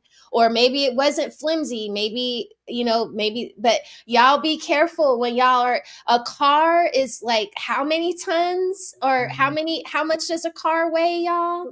And then you add velocity into it, like the speed and all of that. And you have, that is a death machine, and you have your kids. You're using a death machine, whipping it around all crazy to hurt their father. You can end up killing them too. What if that car goes out of control and speeds into a pole, and now the car split in the middle and the children are all over the street and the landscaping? You guys, I understand that you're mad at your significant other, but there has to be another way for you to have him understand that he hurt you. This is going way too far. Yep. Yeah, it's kind of just like communication. Whatever happened to using your words and just talking about it? Because acting out like this, Raquel, them babies are not strapped in a car seat properly at all. And she's busting all them corners and doing all that stuff. That is dangerous. She needs to be stopped. But just talk. What's wrong? Even we were talking, what was it last week, about kids need to see that, you guys resolve conflicts, respectfully and whatever. Yes. Talk it out. Share with him what he's doing that's making you feel the type of way that you are. But words are going to be way stronger than this action, because this is just going to end up in jail, and you're still not going to get your communication across because you're just reacting and not speaking. So Well, I would say a lot of this stuff is beyond words. Like, we speaking from, people start families in the house. A lot of this is just toxic hunching, bastard kids, and people fighting over literally nothing. So yeah, we can't relate to Bonquisha and them. Then they can't relate to us. So they can never talk about anything. This is what you get.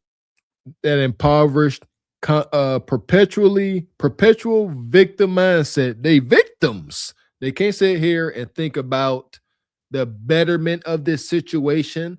They are too busy constantly having a pity party in every aspect of life. So in this situation, she can't say, like, you know what?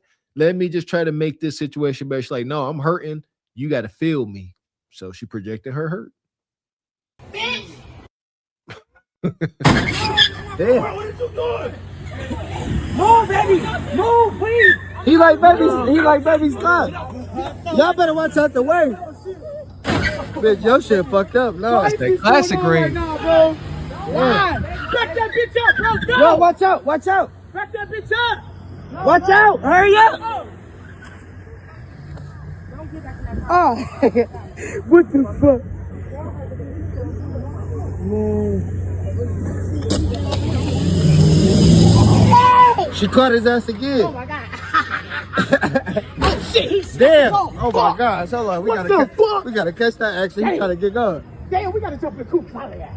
Oh my Yeah. god. Put your motherfucking hands on me, bitch. That's what I want you to do. Put your hands on me. That was crazy. She out here ramming that brother with that Range Rover. Y'all better stop playing with these big old SUVs. Think they all tough. Them punk ass Range Rovers got them plastic turbos. They stay in the shop. Right. They nice. They good. If you can't afford the maintenance on them things, don't get one. She definitely can't afford to fix it after crashing up like that. Yeah, they were straight playing bumper cars in the apartments, y'all. They were in the apartments for sure. You could just tell by the background, the dumpster in the back, all that. This is crazy. You guys, like, there's just other ways to deal with things. You cannot be crashing into cars and stuff. There's nothing that should warrant this type of behavior at all. Like, and everyone's just egging it on, like, cheering it on in the parking lot. Ain't nobody stopping nothing. This is too much. Stop it for what? That's today's excitement. And I think that was like some kind of insurance scam, because I'm trying to tell you, that car had at least 130,000 miles on it. It was due for about $30,000 worth of maintenance. Yeah, she said, I'm going to crash it up. Claim this on insurance. Put your motherfucking hands on me, bitch.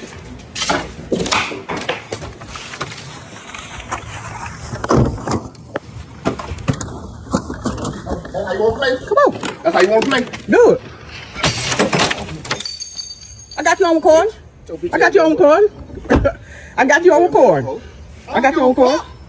Get yourself on record. You just told my shit up. Fuck you saying? Okay. Get yourself on record, ho. Fuck on. I'm gonna make sure you lose this, bitch. You think I give a fuck about this shit? I'm gonna show you all that.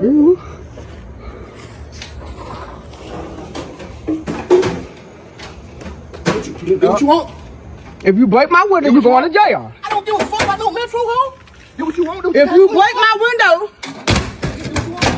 Okay, let me call the police. Oh, there you go. He don't care. Everybody crashing out. All right, this is what we seeing in the streets. Everybody crashing out. Marriage rates is down. Crash out rates are up 1,000%. Fellas, when she got you running outside with your gut out and your good flannel drawers, she got you right where she wants you. You see that? She was waiting outside with her phone like this. She done tore his house up and ran outside, turned her camera on. Said, here he come. 3, 2, 1. He come out there. Like Junior. I thought that was Uncle Junior coming out the house. He came out there, throw stuff right through her car door or window, and she got it on camera. That's one of the guys saying Junior. Like when he was dancing, that's one of the hype men right there. Like Oh man, he all bow-legged. Yeah, I was gonna say the same thing about Junior, or he kind of looks like Mr. Brown from Meet the Browns too, coming out there looking like that.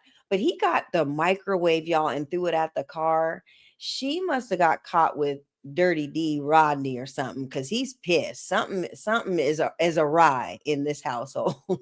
She done tore his place up. That's what he said. She said, I got you on camera. I got you on record. He also got you on record. He said, record what you did in my house. She said, no. Nope. Okay, let me call the police. Still following me. She out at it again. It's ridiculous. She back at it again. Look, she back at it again. Why are you following me? Why are you following me? This is crazy. I'm not good. Because we. For the past weekend. What does that mean? Oh my God. Dude, what the fuck, are you about to kill me? Are you gonna fucking kill me right now? My phone is recorded. You better leave me alone. Leave me the fuck alone. You about to fucking kill me. You about to kill. You about to kill. Stop. Stop. Oh my God. Oh my God. Oh my God. Stop. She about to kill me. She about to kill me. Oh my God. Kill. Stop. Oh my God. Oh my God! Why? Why are you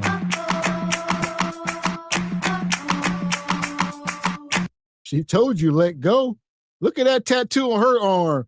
What was she, a Marine? All right. Hell, this was a Navy SEALs. What was she? Goodness gracious. Ain't no mercy for you, Ninja. Oh my God. Y'all, I ain't trying, y'all. No, it's y'all trying to be. Come on, no mercy. No mercy. No, that's Mr. hilarious. Watson, did you hear him crying for his life? It's hilarious. Yes, I did. He gave it to the Lord. He said, you can't come back from that. No. Burden of a man. Never ever do you sit there. You understand, he gave it to God. He was sitting there on the side of this car, whatever's going on, and his life flashed before his eyes. She got to see this ninja at his most vulnerable moment. He said, you gonna delete me? Yo, high-pitched voice crying. It's over. She could never see you, nothing but a little whip. And he only tried to grab what he could. Look, he's got his church shoes in the passenger seat with the hanger pack. He was like, I need to be able to hang up my little dress shirts and my little church shoes. And she just took off. That poor man, that is so dangerous. You guys. He did it. He didn't have to be there. He approached her vehicle. He started reaching in there. That's his fault. Oh my God. I just like, damn, yeah, that was going to be my question. It's like, how did he get in motion? Like, he approached her. But still, Mr. Walker, she don't need to be driving. She go look at the trees in the background. When she was driving, she had to be going at least 55 miles per hour. Men, you don't want me laughing at y'all. Don't give a woman like this much power over your life. Before he walked up to her car and tried to reach in there, she had zero power over his life. Soon as he reached into her car, tried to get buck for whatever reason, now she got his life in her hands and he crying and begging for it. Oh my Which one would you rather have? Yeah, and did you guys hear she was yelling out of the window, he hit me, help, he hit me. Meanwhile, she's the one driving in the car. He's hanging out of the car. Who is the more of the aggressor? It's obviously you, because you could stop the car, but you're not. You're keeping, to go. So Ebony, she's like driving. Yes. He's in danger. She don't give a F about the danger, the fact that she's causing the danger. Yeah, she's happy. She said, you tried to hit me. The victim saying, he hit me. It's like, lady, this is such delusion. These are the double standards. A woman feels like if you hit her, you deserve to perish. That's why he hit me. So if he turned into road rash, he deserved. That's her thoughts, and she's playing it out. You about to fucking kill me. You about to kill. You about kill. You about to kill. Stop. Stop. Oh my God. Oh my God. Oh my God. Stop. She's about to kill me. She's about to kill me. Oh my God. Kill. Stop. Look at this woman. He's trying to be. Is she rolling up the window? Is she rolling up the window? You see her finger? You see where I think she's rolling driving? her. I think she's rolling her window down so she can yell out. But why is he falling out, y'all? Why is he? Let's see. Oh my God. Stop. She's about to kill me. She's about to kill me. Oh my God. Kill. Yeah, see, she put her window down. If you look. Stop! Stop! Oh my God! Oh my God! Oh my God! Stop! She rolled her window down so she can yell. She hitting the horn. We don't know about you. Two things could be true. We don't know. She might have hit it a little bit. Yeah, and she's in that residential area, you guys. She is smashing. Did you see how fast she was going? There were homes there. Like there's trees are just going by. They're just going all in the wind. Like she's smashing. This is not the racetrack, okay? This is not NASCAR. Here's my thing. You can't be out here trying to be all tough. He approached her car like he's about that life. My thing is stay about that life. You can't go from being, we laugh at Bonquisha getting locked up when she be brutish. And then as soon as they put the cuffs on her, she won't act like she got smacked right. It's a grown man. He was tough as the day is long. But as soon as that car started going 60 miles an hour with his feet dragging on the pavement, now he's sensitive. Then no. You are so heartless. He said when his feet were dangling off the ground. Kill me! Oh my God! Kill! Stop! If you see towards the end there, Raquel, she started messing with the windows again. So watch. If Kill! Stop! Stop! Oh my God! Oh my God! Oh my God! Stop! She's about to kill me! She's about to kill and then she gonna reach back over. me! Oh my God! Kill! Stop! I think she rolled the window up on him. Me too, because why would he let go? He's holding on, he's trying to hold on for dear life. But if the windows are coming up on you as you're trying to grab onto anything you can hold on to, oh The my hell with God. that? Lay your arms in there. Just let your arms get crushed. Ah. See what I'm saying? That's how you do it. No, see, you got to stay in. You got to stay in character. She start crushing your fingers. Just be up on the glass. Yeah, don't be crying now. See, don't start crying because now she gonna poke fun. It's worse now. Now, how do you make amends? How do you move on from this? How do you look her in the face? She gonna say, Ninja, you was just crying like a baby back biatch. And now you want to see her act like you tough. You was just crying, talking about, please don't delete me. Please don't delete me. You can't come back. As a man, she gonna always hang that over your head. So it ain't worth it. It's not.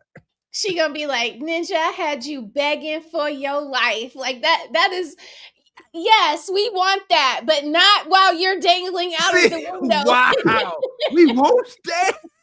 God. No, in an intimate setting, like you would want to be like, yeah, like I took your life, but not in this situation. Not in this situation. All right, I was confused. Okay. Yeah, that's wild. I was gonna say the same thing that Raquel said about being in the bedroom because she's like, I had you screaming in the bedroom and like you were screaming in the car. See, no, see, no, that don't make it better. That's instant turn off. He's like, yeah, see, that's effed up. That's effed up. Yeah, never mind. I'm leaving alone. Yeah, that's wicked. Hey, don't act like it don't happen now. Don't act like it don't happen. There we go. And Dee come through. Been a member 2 months. Says these women are unhinged and never been told no. Right. The brothers too. Everybody unhinged. Dee, take a look. And she had the dog. Did y'all see Did y'all see her picture? She got the dog with Oh, Hair. Dee Dee. that damn dog. I did not see that. Shout out to Ebony. I did not see that. With a wig. Your brain can't process it, man, either. Richard with the 10 ball says, Gavin X, you asked who is to blame and how did we get to this point? She was influenced by her home environment. This is learned hyena behavior. 100%. 100%. That's unfortunate. And Divine Photos says, speaking of crash outs, 21 Savage said in an interview that T-Money should create a city for crash outs so they can have battle royales. Don't give that orange man no ideas. Ain't y'all seen the Squid Games and all that? Don't do that. Don't stop. Relax.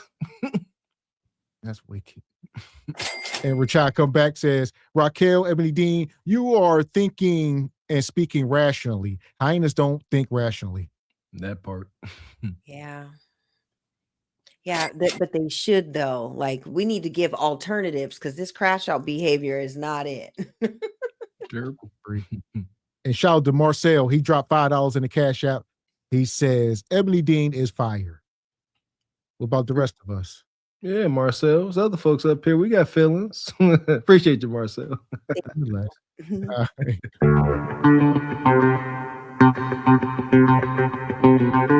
Shout out to Michelle. Michelle dropped a 20 ball in the cash app. She says, for the let go of the car fund. Great show, guys. I appreciate you, Michelle. I'm surprised. It's like, oh, Mr. Walker Code. Y'all the coldest ninjas on the internet. Y'all don't find that funny?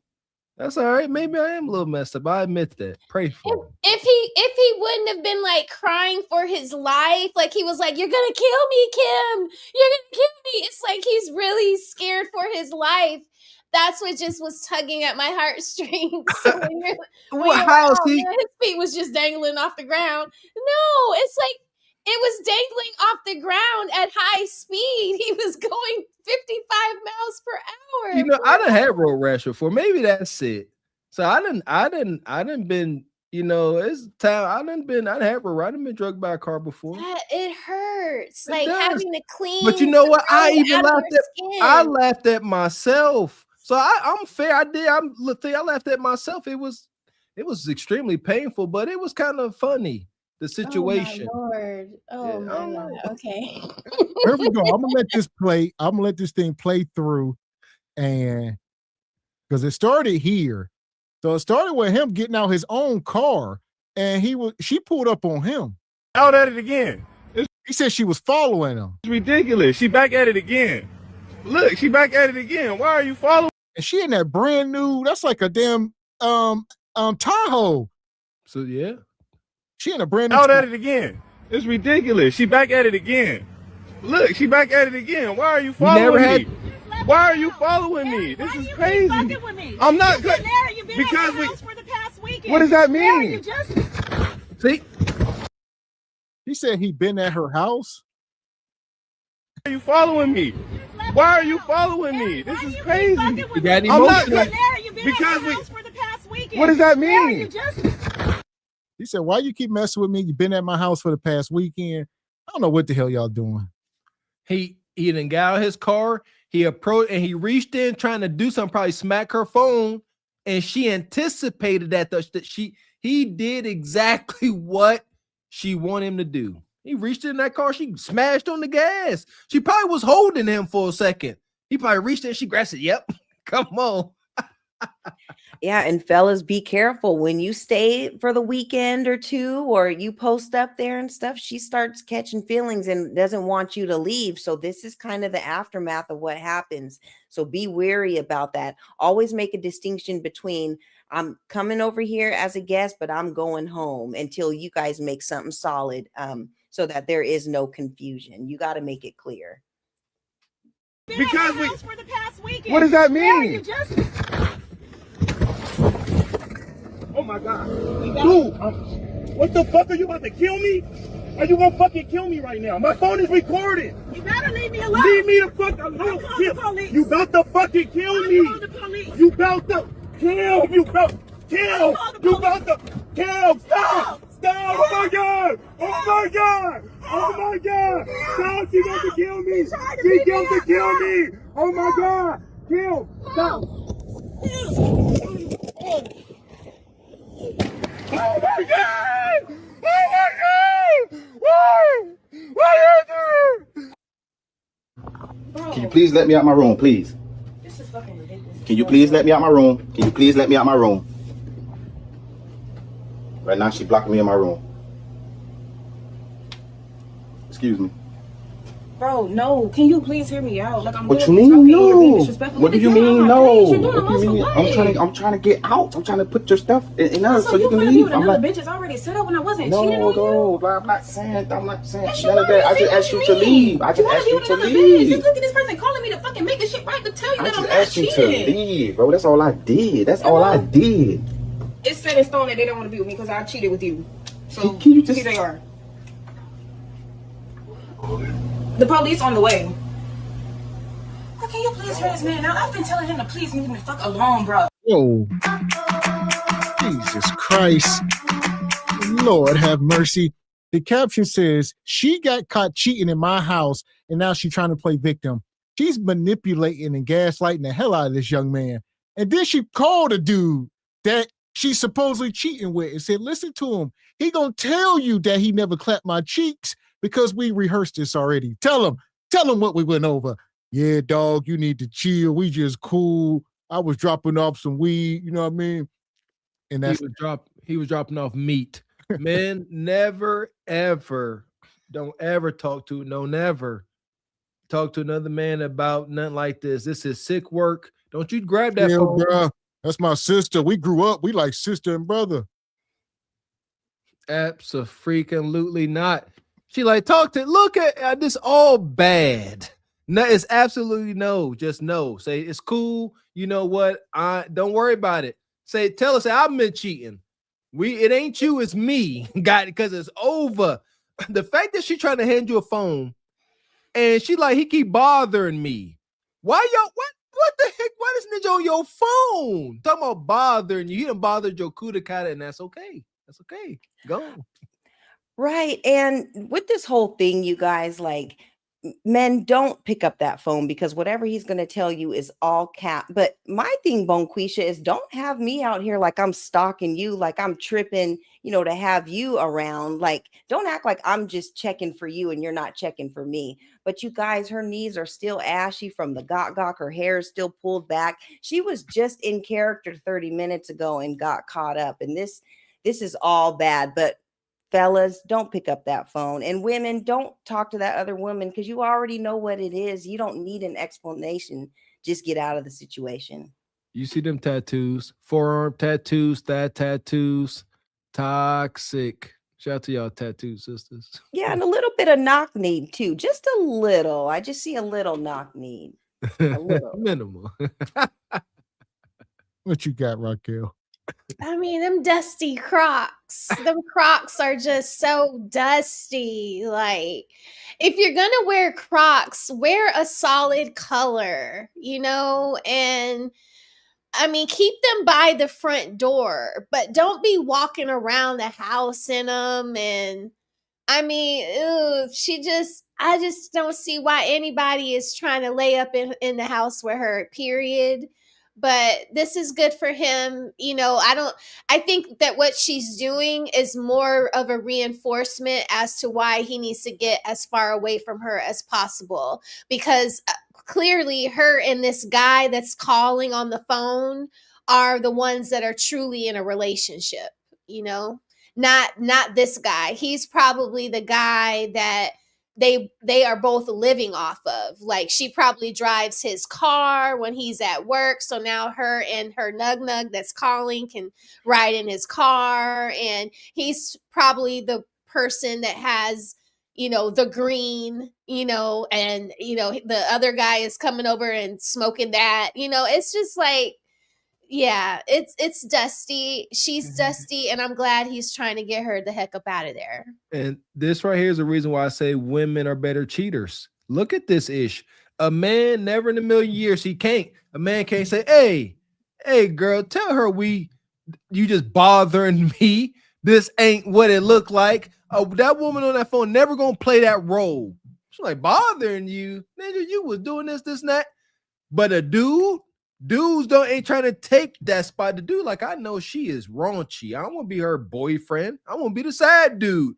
So that dude on that phone, he is inclined, brothers, because I know some of y'all would give this a shot. He inclined to lie to you. He getting the best of the goods. She claimed that your coup de cat, and he's still getting it. It's boosting his ego. He can't miss. He gonna lie to you. Cause we cool, man. Your girl cool, man. She a sweetheart. Yeah, you got a good one. Right. And he probably's been coming over there while he's at work, and he's probably saving him all that red roof money because he just pulls up to the house. She's probably cooking the little struggle hamburger helper for him. He gets a meal, he gets some gawk, and she probably gets a little sack or whatever. And it's a fair exchange. So he's not going to want to mess this situation up because Nug on the phone is actually winning out of everybody. Everyone else is it's a loss. They both lying to you, brother. Yep. Yeah, it's all fun and games till somebody knock her up. Yeah. Right. This your Or baby. knock her out, depending on, yeah. Yeah, because, Ebony says don't call. I'm calling. I want you to know that when you see me, it's up and it's stuck.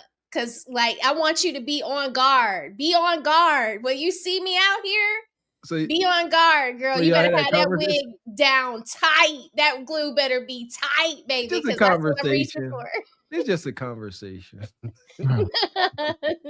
Yeah, no, I get you, Raquel. I guess I'm more of a, you're gonna see me when I'm with my new man, and I don't really have to react, but I feel where you're coming from, Raquel. Yeah, not always, but some things you just gotta let somebody, you just gotta know. The wife, we're good until we're not good. And you need to be prepared for the not good wife, Yeah, on site, Leon, on site. There you go. Can you please hear them out, bro? Hey, can you move out the way, please? She's not letting me leave the room right now. Look at her face. She a liar. I was not cheating on you with this man, bro. I swear to fucking God. Can you please just fucking hear me out? Seriously. Hey man, I don't want to laugh, but this is weird and this is man. Because they're not even fucking a part of, I didn't cheat on you. That's what's fucking weird. You went through my phone and I didn't cheat on you. I'm telling them to leave me the fuck alone. That's why it's weird. And I'm steady calling back to let you know that that's not what the fuck is going on with your bitch. So what are you tripping for? Can you let me out, please? I'm not fucking cheating on you, bro. Can you please just hear me out? You bring a fucking new bitch and I ain't did shit to you. See, this is what she do. And they think you're a simp, brother. They put the dude on the phone like this ish weird, man. He probably sitting there around his homeboys. They having a good time laughing about this. Hey, this my side chick. Listen to her man crying. He like, look, this weird, bro. I ain't sleep with your girl, man. That's weird, man. That's my homie. You acting weird, dude. So they gaslighting the hell out of him. I saw this play out in real time freshman year of college when an offensive lineman was dating the college campus Kudakata, and she ended up just walking around with her other dude, and they ended up having a live conversation, and it sounded just like this. This woman standing there dealing with two guys gaslighting the football player. We just sit there watching. Every man got fed for himself, and it's wicked. Don't be that guy. Don't ever be that guy where a harlot and her meat man, her maintenance man, is trying to convince you that you ain't stupid. Right. Don't ever. Yeah, because like Gavin said, he's with the homies right now as they're on the phone, and he's probably showing videos of what you were just doing to him 30 minutes ago. So yeah, fellas, just get out of the situation. You don't need an explanation from her, but she's kind of pleading. She probably don't have nowhere to go. This is all bad because the guy who is kicking her out, he was the plan, and now the plans have changed. And so everybody has to figure it out. And Nug on the other end is not going to let her stay with him. So they're going to have to figure everything out. Absolutely not. That part. So at this point, we're going to send them all to Glaze Galaxy. Mm-hmm. We got us the gun line. Tell them about the gun line, boss. We may not know which way to go. Oh Lord, see, this shit is gonna be dangerous. Some dark-winged duck shit. Let's get dangerous. I play the fool for the fool. Everybody plays the fool sometime. And no exception to the rule. Listen, baby, you hear me? I played the fool for a fool. Yeah, fella, some things you can't come back from. You don't want to be 30, 40, 50 some years old and you got to think back, years ago when you was playing a fool like that. That embarrassment will keep coming back in waves. Don't do it. I agree. And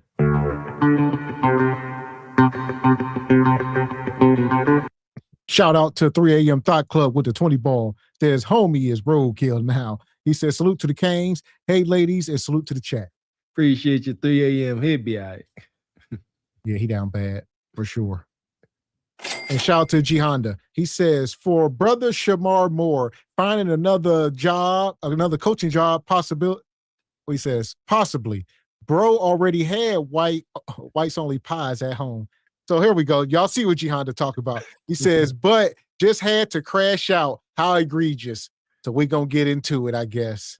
You talk about the Michigan coach crashing out over the cheeks, huh? God, one of the most egregious stories to end out this year. We losing ground, melanated brothers. We losing ground. And shout out to Triple X. Says cheating Bonquisha was Ebony Dean's cousin. No, none of my cousins actually cheated. So I mean, I know women who have or whatever, but not family. So So here we go. Shout out to G Honda. Let's talk about it. All right. My man, he down bad. All right. Hours after being fired. Y'all see the mug shot. We're going to get into it. So it's officially out. Paige Shivers is named as the staff member that Moore had an affair with. Here is his wife, and he also has 3 kids not pictured.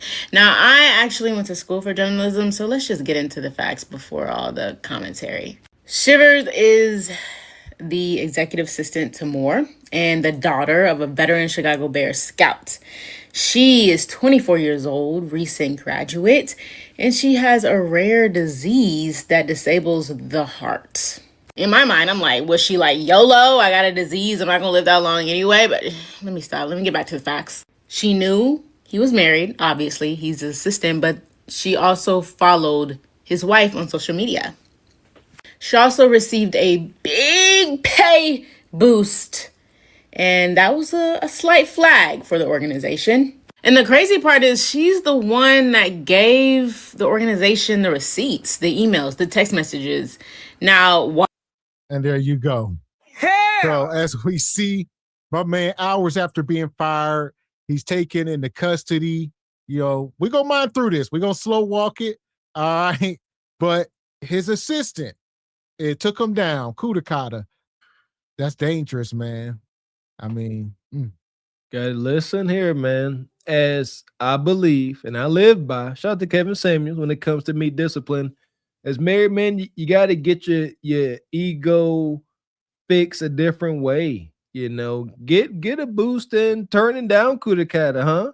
Say, I turned down a lot of Kudakata. Let that boost your ego, but because you can't keep going out like this. You can't keep taking every raw cat that's made available to you.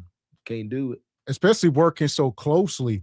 Like you said, having so much power as he does, and then working so closely with women like that, it can be easily, I would say, more men abuse it than we would imagine. They just don't get caught, obviously. But, man, you got to be most careful. You sitting there, you keep promoting her up the ranks so she can get closer to you and to the point where she's officially your assistant, and y'all at the hip every day, and everybody pretty much know y'all clapping cheeks, but it was a deal.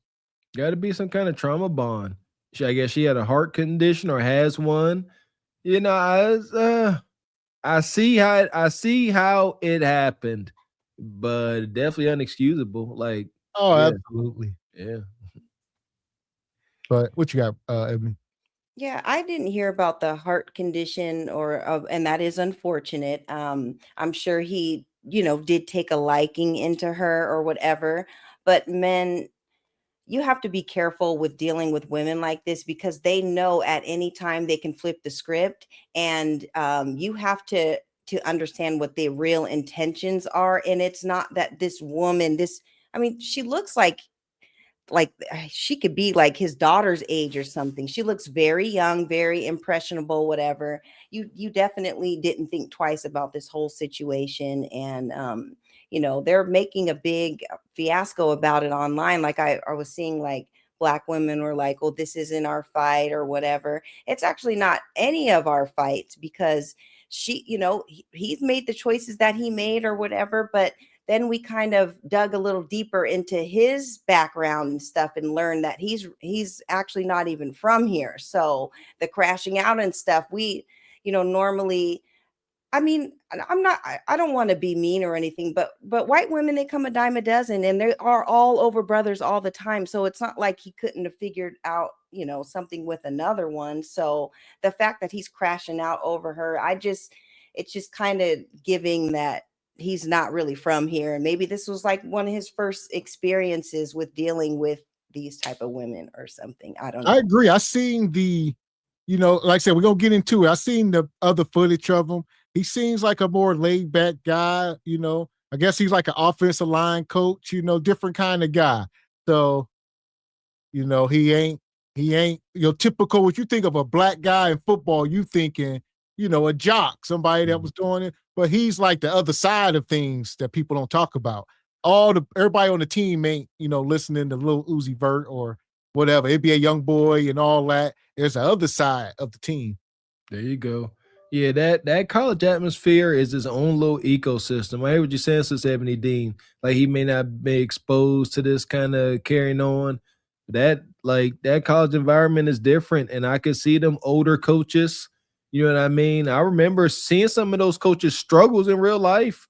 I never seen anything, or there was never any scandal. Let me be clear, when I was in school. However, coaches talked, or you seen it where the track coach or something like that. No specifics, but you track coach and you got these women athletes and they hitting on you and they in the best shape ever. And yeah, it'd be tough. It'd be tough out there for them coaches. Yeah, and just depending on where he grew, I don't know when he got to the country or whatever, but sometimes, when you're young and when you're an athlete, like, I know my son is experiencing it now. He's young, but the YT women or whatever are on the athletes. They're all about the athletes in high school and in college. And so if you are from around here, you kind of get that experience early on and you kind of know how to deal with it and you're kind of used to it or whatever. So, but if you're kind of coming in late in the game or you're from somewhere else where you didn't really experience that can kind of cause the type of crash out that we're seeing now is what I'm saying. So I agree. And this is not the first time we have seen this, people. On September 22nd, 2022, Ime Udoka was suspended by the Boston Celtics for the entire 2022-2023 NBA season after violating team policies. Now, it's important to know, the year right before this, he took his team to the NBA Finals, and at the time, he was one of the most popular coaches in the league. But as you know, he got fired. He would eventually get hired by the Houston Rockets, and he would actually address these claims. As you reflect on what happened in Boston, do you feel like the Celtics were justified in the actions that they took against you? Yeah, I mean, honestly, my part in it was to take ownership and accountability for my part. They had a choice to make a decision, and they went that route. And my thing was own up to it, take responsibility, and I served the suspension and had to own it, honestly. So same thing I'll preach to the guys. I can't sit here and not take accountability myself. So it was their right to go about it however they wanted to, and that's the choice they took. Later on in 2023, another black coach by the name of Mel Tucker, who was on a 10-year, $95 million contract with the Michigan State Spartans.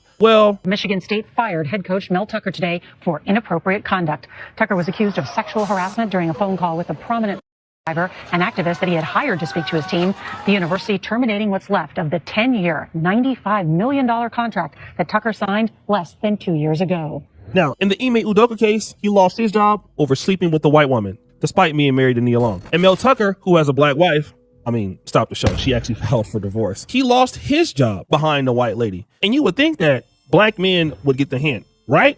But then there was a rumor that was coming out earlier this month. He has a type. He has a type. That's part of the reporting. That's his type. I'm sorry, but it's when I'm up to my fifth woman I've talked to, and they're all between the ages of 25 to 38, 39, and they're all skinny blonde white women. He has a type, and that he's allowed to have a type, but it's certainly unbecoming to be trying to meet up for dinner with various. Oh, no. Okay, yeah. Have I said too much? No. Oh no. Well, let's just say I've seen some of these exchanges personally. And there we go. So we're gonna stop it for a minute. The net and end of it, Becky and them, they are the most ones involved in college sports in that, whether you're talking about the trainers or whatever. All right. Normally, the sisters ain't getting into that. You ain't gonna see Bonquisha on the sideline, all right, with an 80-inch bust down. That ain't their part. They in the stands somewhere. But normally the ones out there doing the water bottles and all that stuff, rubbing out the cramps, they out there. So, and Kudakata, they got Kudakatas, and it's a lot of testosterone. And you get what you get. That's what I'm saying. Yeah, this is my arena. Football and that. Yeah, that's athletic trainer chicks. Them ain't your girlfriend. Them ain't nobody's girlfriend. Respectfully, they belong to the football team. That's what I say. Belong, yeah.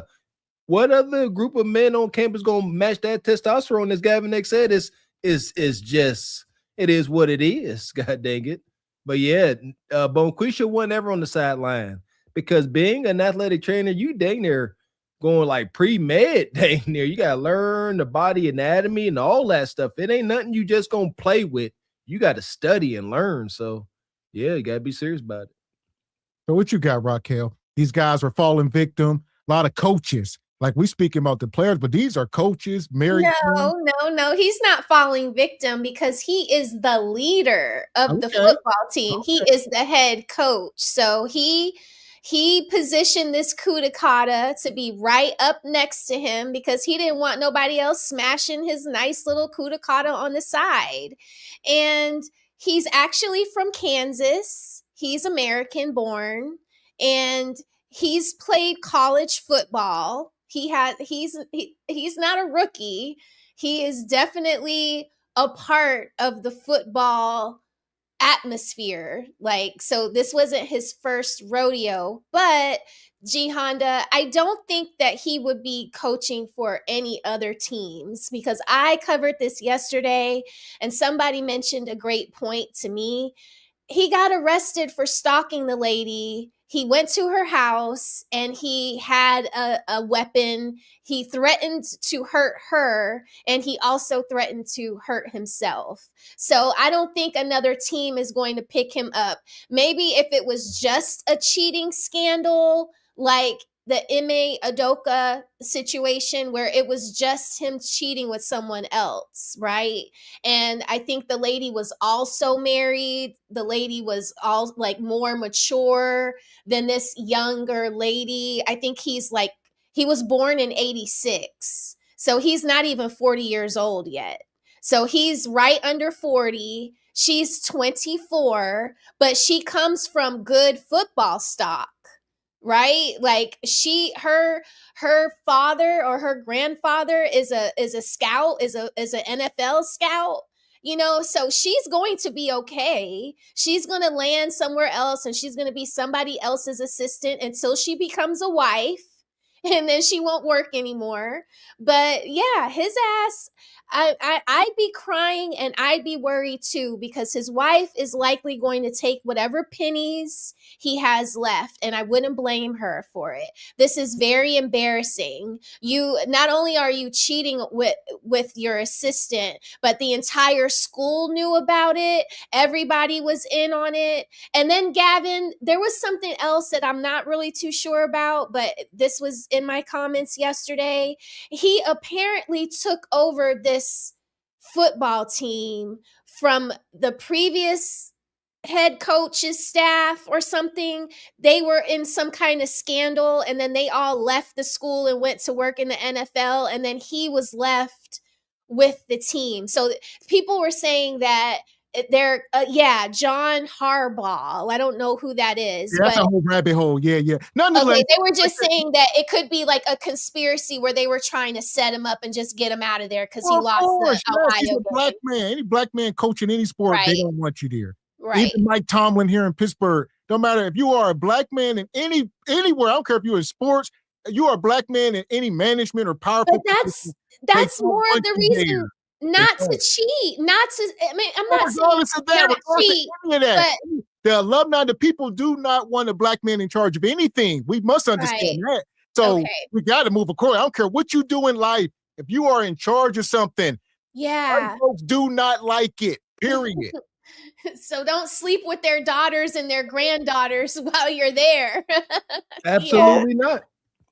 Yeah, and that's another thing is that they're finding out that this man is smashing this young white woman or whatever. That's already a red flag for them. They're already feeling a certain kind of way just because he's a black man in the first place. But I didn't know that, or he went to school out here. I know his family's from Trinidad and Tobago, though. So his family's from the Caribbean, but I don't know when he moved here, whatever. He very well could have went to school out here and everything, but his background is just a little wonky because we just kind of know how to move around people, and we just kind of know we have our history with them, so we just kind of know the way that they move. So well, y'all saying he from Kansas, it's more than likely he's always been into white girls all his life. That's what I'm trying to say. People think when we see a black athlete, he automatically from the hood. No, some of these guys, there's a large percentage of them that only like white chicks. Especially the linemen, offensive linemen, like he was and stuff. Yep. He is I be trying to tell you about that. Last pick by Bonquisha. He wasn't a receiver or running back. So depending on the position, you can start seeing those guys trend more towards white women.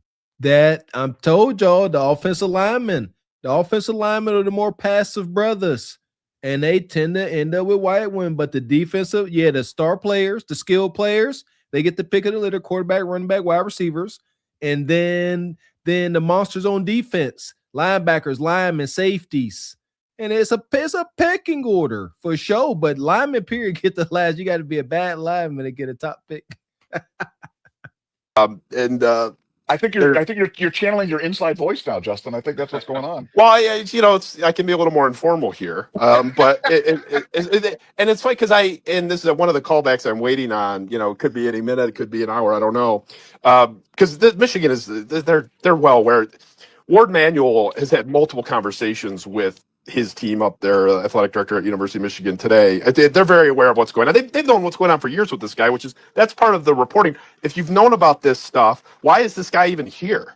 That rumor would actually be true. Come to find out, your boy Sharon Moore had been sleeping or at least trying to date multiple white women, around U of M. And the most important one is this lady, Paige Shiver. Okay. Paige Shiver joined the University of Michigan program in November 2021. She was working as an on-campus recruiting and football operations coordinator on then Jim Harbaugh's staff. All right. She was then promoted to her current role as executive to the head coach in February 2024, shortly after Sharon Moore took over the University of Michigan program. This is important to know. Sharon Moore is married to a white woman by the name of Kelly Moore. They have been married since 2015. So yes, he was married. All right. Now, in the case of the other guys, Mel Tucker and Ime Udoka, both of them were in relationships with black women. But in the case of Sharon Moore, he already had a wife. A white wife. And that's why the last clip said he has his preferences. Well, allegedly, he got this lady pregnant, Paige Shiver.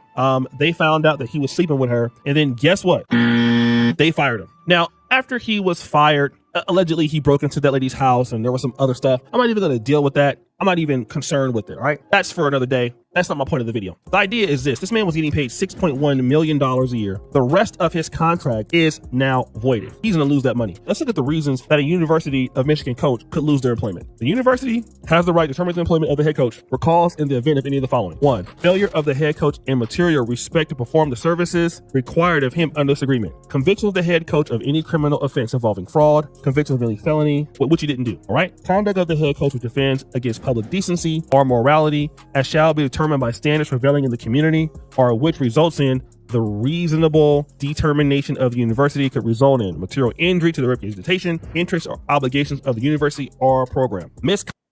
So here we go. Like I said, misconduct, a lot of stuff. And they was able to fire him, like Raquel's saying. They always going to be looking for that reason to get rid of you and not having to pay you. So it's one thing for them to just fire you, for something that you didn't do, right? For a losing season. Then they got to pay you the rest of your contract, which is the wildest thing in sports, that only the coaches have guaranteed contracts in all sports. But the players in a lot of sports don't, especially football. As we know, NFL, you can write them contracts on a piece of toilet paper. But the coaches always have guaranteed contracts unless you do something goofy. So if they were to fire him for losing too many games, they would have had to pay him the rest of whatever, the 3 years or whatever they owed him, millions of dollars. That's why they would rather keep you than pay you. But some people, they'll fire you and pay you whatever. But when they catch you, now they can void the contract. You done win it. You read the terms and conditions, you embarrass the university. All right, now we're going to fire you, and that $13 million I owe you is staying in our pocket. Yeah, and you owe us a little bit back now, Ninja. Yeah. Like you said, they don't want you in a position to begin with. Understand the dynamic of sports. They don't mind you playing, running the football, getting all of the fame and notoriety. They don't care. They're going to give us that.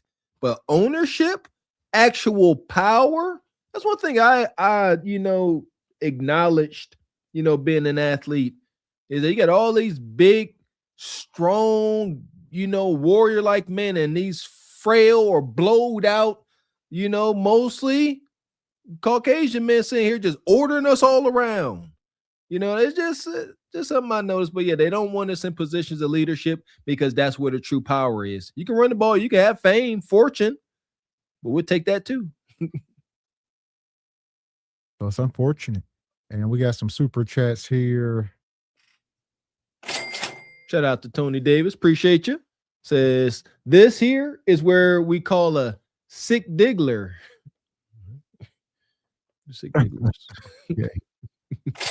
Appreciate you, brother Derek. Says, man, that dude is the dumbest. Lost it all over cheeks. Number 1, don't cheat, but if you have to, never where you work. That part. Appreciate you, DD and Dr. Umar. Says that sound y'all hear is Dr. Umar's head exploding like a mother sucker. Money. We appreciate your brother Derek coming through this evening. Says he was the head coach. And he played college football. He was handpicked by Jim Harbaugh for that job. He definitely was not wanted by some. So his fumbling this is super dumb on his part. Foolish, absolutely foolish. Appreciate your ham dog. Says, can we get a shout out to the BNN? It's been a minute. BNN, what's the BNN? The Bonquisha News Network. Appreciate you, Triple X. How you doing, brother? Says, dang, coach, Umar told no lies. Rose, Ebony Dean, look nice. There you go. Shout out to Triple X. Appreciate you, Project Leroy. Says he's Trinidadian. Let Nicki Minaj people fix this. Shout out to y'all on this top. Shout out to him, dog. Says I'm from what's that, Kansas? We here 100, only Coco. I'm good, fam. You talking about him, dog? They don't deal. I said the dudes in Kansas like the white chicks. He said no. Okay. Only it's that black. hoods in Kansas. It's hoods everywhere. Let's get this clear. You go to Alaska, you're probably gonna find a hood. I got cousins in Alaska. There we go. So it's true. Appreciate you, Classy. says lost everything over pink cookies. They all pink. Never mind. Yeah, but yes, yeah. Shout out to G Honda. Says truthfully, she would not see an ounce of accountability. Just like the Kentucky cheerleader who deleted infant was found in her closet for weeks. What? Shout out to G Honda. Yeah, unfortunately. Like you say, I'm gonna let this keep going because they're gonna get to the meat of, I guess the details just came out. Sheesh. Appreciate your Sly Silvers. Slick Bronx says no bunnies never. Well, I forget the rest of the slogan. Appreciate your post, man. Says covered this earlier and the fallout is crazy. Okay. Yeah, shout out to Postman. Make sure y'all go subscribe. I believe your birthday was it today or yesterday? Happy birthday, brother. I think it was yesterday. Today? Happy birthday, Postman. I commented on one of your videos. Happy birthday, brother. That part. Appreciate you, Derek. Says, I am an omnivore. I am like Ash Ketchum. Gotta catch them all. Gotta catch, all right. Catch all the Kudakata. Shout out to brother Derek. So here we go. Hit the like button. You think has more shame right now, Sharon Moore or the girl now that everybody knows was the one that was the quote unquote homewrecker, the one that got pregnant, the one that had an abortion, the one that still probably wants to have a professional life in the sports world? Obviously, we know he's probably going to be done for a little while. Who do you think could possibly feel worse? Well, he's obviously going to be the one that takes all the fire. You know, she's gonna get hit with some shrapnel from it, but she is just as guilty as he is. I mean, let's be clear on this. I don't care about the power structure. You can say whatever. She was some sort of recruiting position. She knew what she was doing. This is a grown adult. She wasn't forced into anything with him. She made a choice to get with a married man, to have unprotected sex with a married man, to continue that affair with him. And yes, there's a little bit of a disposition and power there, but she deserves whatever she gets fallout from this. There we go. The two things is true. She's a harlot, right? What is the harlot's accountability? I would say a life of loneliness. All right. She probably will never be fulfilled. Even if she do marry a man, she's going to be serving you black pills. So don't do it. But could she get married? Absolutely. Becky's still in the game, 24. For sure. Saint it. Saint an athletic Becky, a black pill serving athletic training Becky get married. They still get married. Why? They still wind up childless and still got some type of fabricated femininity. And they get married. It's wild. I just think that it's amazing. 100%.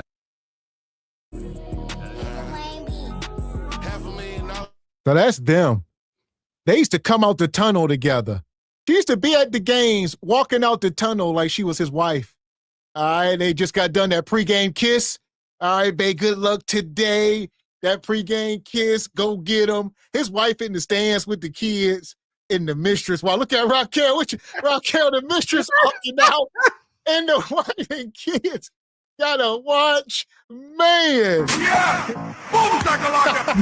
you can't see the little matching little Rolexes they got. Raquel got matching Rolex. You didn't see that charge. That was on a credit card you couldn't see. I'm gonna find out. I'm gonna find out when I stick that forensic accountant on his ass. I'll know then. I'll know everything that was on the credit cards then. But yeah, this is what happens when y'all keep y'all Kudakata real close in the pocket. You know, they dressed alike, all black down. She got her, but check Becky out. She's no different than Bonquisha. She got her 19,000 inch yaki blonde weave hanging down her back. She looked wide as all outside. I mean, she looked fat to me. Don't be hating. She got her man. Saying, so if you're into porkers, then let me know and I can eat some more. But his wife seems to be very fit and trim at home, taking care of the kids, doing what she's supposed to do from the pictures is what I'm looking at. Her hair seems to be real and long. It ain't as blonde as Becky's, but that's why Becky don't have no hair and got all that weave in her hair because she bleached it out. But what my question to you 304s that do this kind of shit, why follow the wife on social media? Like, what do y'all get out of doing that? You follow the wife to do what? See your weaknesses. To get more information on the man? Yep. Yeah, get your Okay. weaknesses. That's very strange, because obviously whatever castles he's promising you, you're believing it so much so that you would get knocked up by my husband. So that is very strange to me that you guys go and follow the wives, but the wives know. You can't tell me that the wife didn't think that they were already screwing each other. Come on now. Like, look at how, like, this is not fooling anybody. Know. Maybe she didn't know. Maybe she didn't know. Come that on. They're the same. Her and her husband look to be about 3 years apart from each other. Now, my husband is a pretty popular guy. He's not a football coach, okay, but just as a pretty popular guy in this little area, like, your assistant starts following me on Instagram. Why? That immediately I'm like, oh, she's clocking me. She wants to know what I'm doing because she's so far up his ass. That doesn't get missed on us just because we're running around with the kid. We're doing all of these things for you. That doesn't get missed on me. I'm peeping Becky out. But that's not protocol. Like, if this woman, she's like, well, I'm dealing with your, I'm assistant to your husband. Let's say it wasn't nothing nefarious. And she's like, oh, I'm assistant to your husband. No. Let me follow you. Why would, first of all, if it's not LinkedIn, why are you following my husband on social media? He's your boss. That's number one. Number two, why would you want to follow me as your boss's wife? Like, human nature, patterns of behavior are just that. We don't have to know each other to understand a pattern of behavior, right? We're sizing up Bonquishas all night by their tattoos on their chest, by the 50 nose rings they have in their nose. We're sizing them up all night. So we already know. So I see, and this is why I say men can't cheat. See, I feel you, Miss. I feel you. Let me shut up. Because see, a guy ain't never about to be like, all right, I'm knocking down the head coach. Let me go ahead and start following her husband. You see, that ain't never gonna happen. So you're right. But the women always they gonna come, they gonna love your spot, man. So don't do it. They get away with it. Men don't mind being a side piece. Becky, like, I need to be number one. $250,000 car.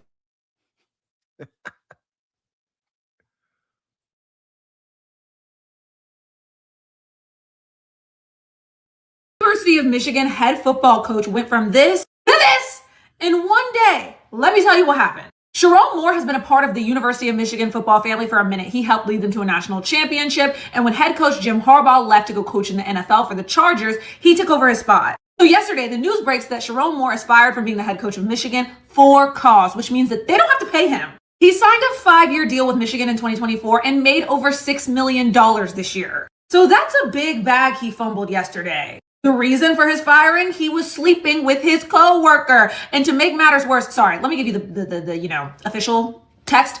He was having an inappropriate relationship with a Michigan staffer. To make matters even worse, allegedly this staff member was his executive assistant who had a 55% increase in her salary over the course of 1 year. You see here, it's public information. From 2023 to 2024, she was making $58,000 a year. And then in 2024, 2025, this year, she was making $90,000. This man has been married for a decade with 3 children, daughters, mind you, that are all under the age of 10 years old. And his last daughter was born last summer. I turned on ESPN this morning. I'm not saying it's the most reliable source in the world, but I wanted to hear what their lead reporters had to say. And they said that Michigan knew about this months ago. They had HR investigate and they couldn't find any evidence that he was sleeping with a coworker, right?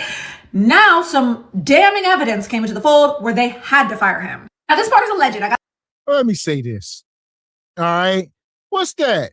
58. Well, first of all, the money's coming from the university. All right, the wife is still winning. The wife get the whole $6 million. She get the whole $6 million. This woman, she get her money from the students and the taxpayers. That's all. Nothing going on. What you got, Ebony? What's your take? I mean, I'm just listening to it all. And I mean, I don't feel bad for anybody. I feel like, except for the wife, but at the end of the day, they're both at fault. They're equally as at fault. I don't care if he was a staff at the school or not. She's still an adult. She still knew what she was doing was wrong. She knew when she went to go follow that lady that what she was doing with her husband or whatever. She knew exactly what she's doing.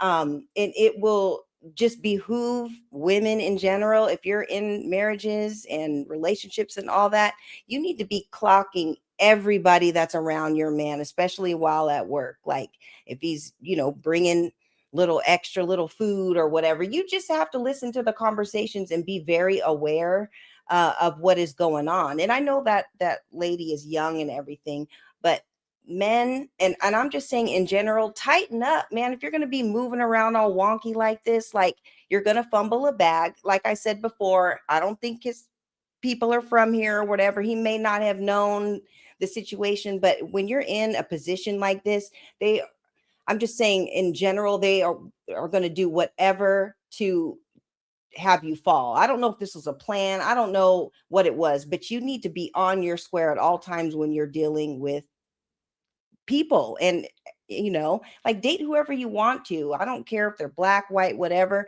but you need to realize and understand what you're up against when you're dealing with people. And all the things that you could lose being in marriages, and you have kids and everything, and you're crashing out and doing all this stuff. Like, just tighten up, man. Like this, none of this is cool. And just know who you're dealing with at the end of the day. And I would say we got to talk about the human element. Like you said, he's still a man. At the end of the day, he is a man, and his flesh is flesh, his blood is blood. Rest in peace, DMX. All right. I don't know. It couldn't be me. You can't beat that working that closely with a young 24, a woman you're attracted to. Just can't do it because we are human. You can't be working that closely together every day. She bringing you coffee. Y'all in the same room a lot of times.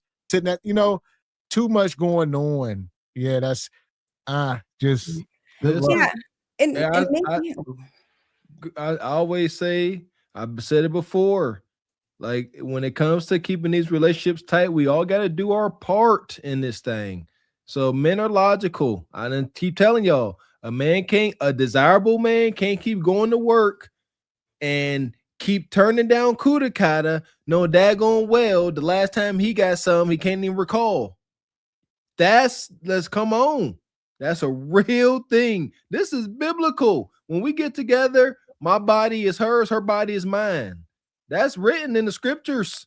Hey, bring that Kudakata here, girl. And that way, so when she keep trying to slang that raw cat, you're like, you know what? I just had a whole deal last night. I'm tired. I don't even want it. So, but if you like, I would say on paper that sound good on paper, but like I said, we human. I'm gonna take the human element in. I'm talking about this situation. Now you're talking about just working in general. Y'all work at Amazon or something, but you're talking about somebody you assisted. Y'all are in closed rooms together more times than not. All right. And she hitting on you good. Luck. Yeah. And it definitely isn't the first time. And I think the only special situation with this whole case is because she has a heart condition. Other than that, both the wife and the Becky, the assistant, whatever, they're both basic. There's nothing special about whatever they got going on. Because I heard people online are like, oh, the Beckys are winning and all this stuff. That's not what it is. It's just basic. And I do believe maybe he had kind of a heart for her heart condition or whatever, and maybe did try to look out and probably took things too far, and it is what it is. But like I said, men, you need to tighten up and with your households and everything, and you just cannot be moving out here like this. Like, this is not good at all. Yes. So, yeah, I think he was thinking with his lower nature. He was around a young woman he was attracted to, and she was throwing herself at him for years. This just didn't happen in like 2 days. This was going on for years and years and years. It's only a matter of time. It's a tough deal. Yeah, it's a tough deal. Yeah, I don't. Is this the equivalent to, you know, pro athletes? There you go. We got let's, you know, there's always a category here. This ain't something unique. These coaches on these big stages, the equivalent to a star athlete, they get paid the same. They got the same gravitas. They getting the same coup de kata thrown at them. There we go. On ESPN this morning, I'm not saying it's the most reliable source in the world, but I wanted to hear what their lead reporters had to say. And they said that Michigan knew about this months ago. They had HR investigate and they couldn't find any evidence that he was sleeping with a coworker, right? Now some damning evidence came into the fold where they had to fire him. Now this part is alleged. I got this from the internet, but it makes sense to me. Allegedly, he impregnated his executive assistant. And I don't know how true this part is, but allegedly he forced her into an abortion and maybe that's what led him to double her salary. That's all speculation. Now, apparently, when he found out that there was a coaches only meeting happening without him, which means he was about to get fired, he had an argument with his wife where he threatened to hurt himself permanently. You're picking up what I'm putting down. I don't want my video to get taken down. Left his house, went to an unnamed staffer's house, wonder who that was, and put a knife to his own throat, and then went to a local church where he was found because his wife gave his location, like I assume his Find My Friends or whatever, to the authorities. People have been going through his Instagram following, and he follows a lot of questionable, baddie type of accounts. Accounts that a man who is married with 3 young daughters should not be following. And to make matters worse, the woman that he allegedly cheated on his wife with, his wife is a blonde white woman, is also a blonde white woman that looks a little similar to her, to me. Now Michigan's got a huge problem on their hands because they've got to keep their really good players that are committed to come to Michigan and that are already at Michigan wanting to stay there amidst all this drama. A lot of people think the only way Michigan can save themselves is by stealing Alabama's coach, Kalen DeBoer, who's about to play in the playoffs with Alabama. And on top of that, a lot of people know that Lane Kiffin would have loved to go coach at Alabama, and he's constantly coach hopping, and he abandoned his team while they're going to play in the playoffs to go coach LSU. So, is it possible that Lane Kiffin does the funniest thing ever and abandons the team that he abandoned his last team that's playing in the playoffs currently for, before he ever even coaches a game for them, to take Kalen DeBoer's job because Michigan needs a really big name like Kalen DeBoer to come save their asses because this guy was allegedly sleeping with his assistant, forced her to get an abortion, and now went to jail. And now Michigan looks really bad and they need to hold on to all of their really good recruits and players. What the fuck? I can imagine 6-7 months ago, I went through something very similar. So I know what that storm is like. Yes, and unless you've been in it, that's why when people say, this is what I would do, you don't know what you would do until you in it. Oh boy. Who else can speak on it besides Uncle Shay Shay? Uncle Shay Shay said, y'all get out the way. Y'all don't know what the hell y'all talking about. Unless you ever been in some white coup de kata and had to pay millions for that coup de kata, then shut the hell up. I'm the only one who paid $50 million for some coup de kata. Let me speak on this. I know what it's like. I'll say y'all always saying what y'all gonna do. Y'all ain't never been sitting there with, you know, off of these blue, purple, and orange pills and them soft, buttery angel food cake cheeks is in front of you. Y'all say what y'all gonna do. Y'all don't know. Why that one commentator kept saying these coaches abandoning, you know, these players. Shout out to my old lineman coach Mike Jacobs just became the head coach of Toledo. Yeah, god dang. Shout out to my old coach. Yeah, coach, don't fall victim to this madness. Don't listen to Shay Shay. All right, you good. Until you're in that pressure cooker, until you in the eye of the storm. Yes, sir. Until you in Ocho, you and I have had a conversation. So yes, I know. Mm-hmm.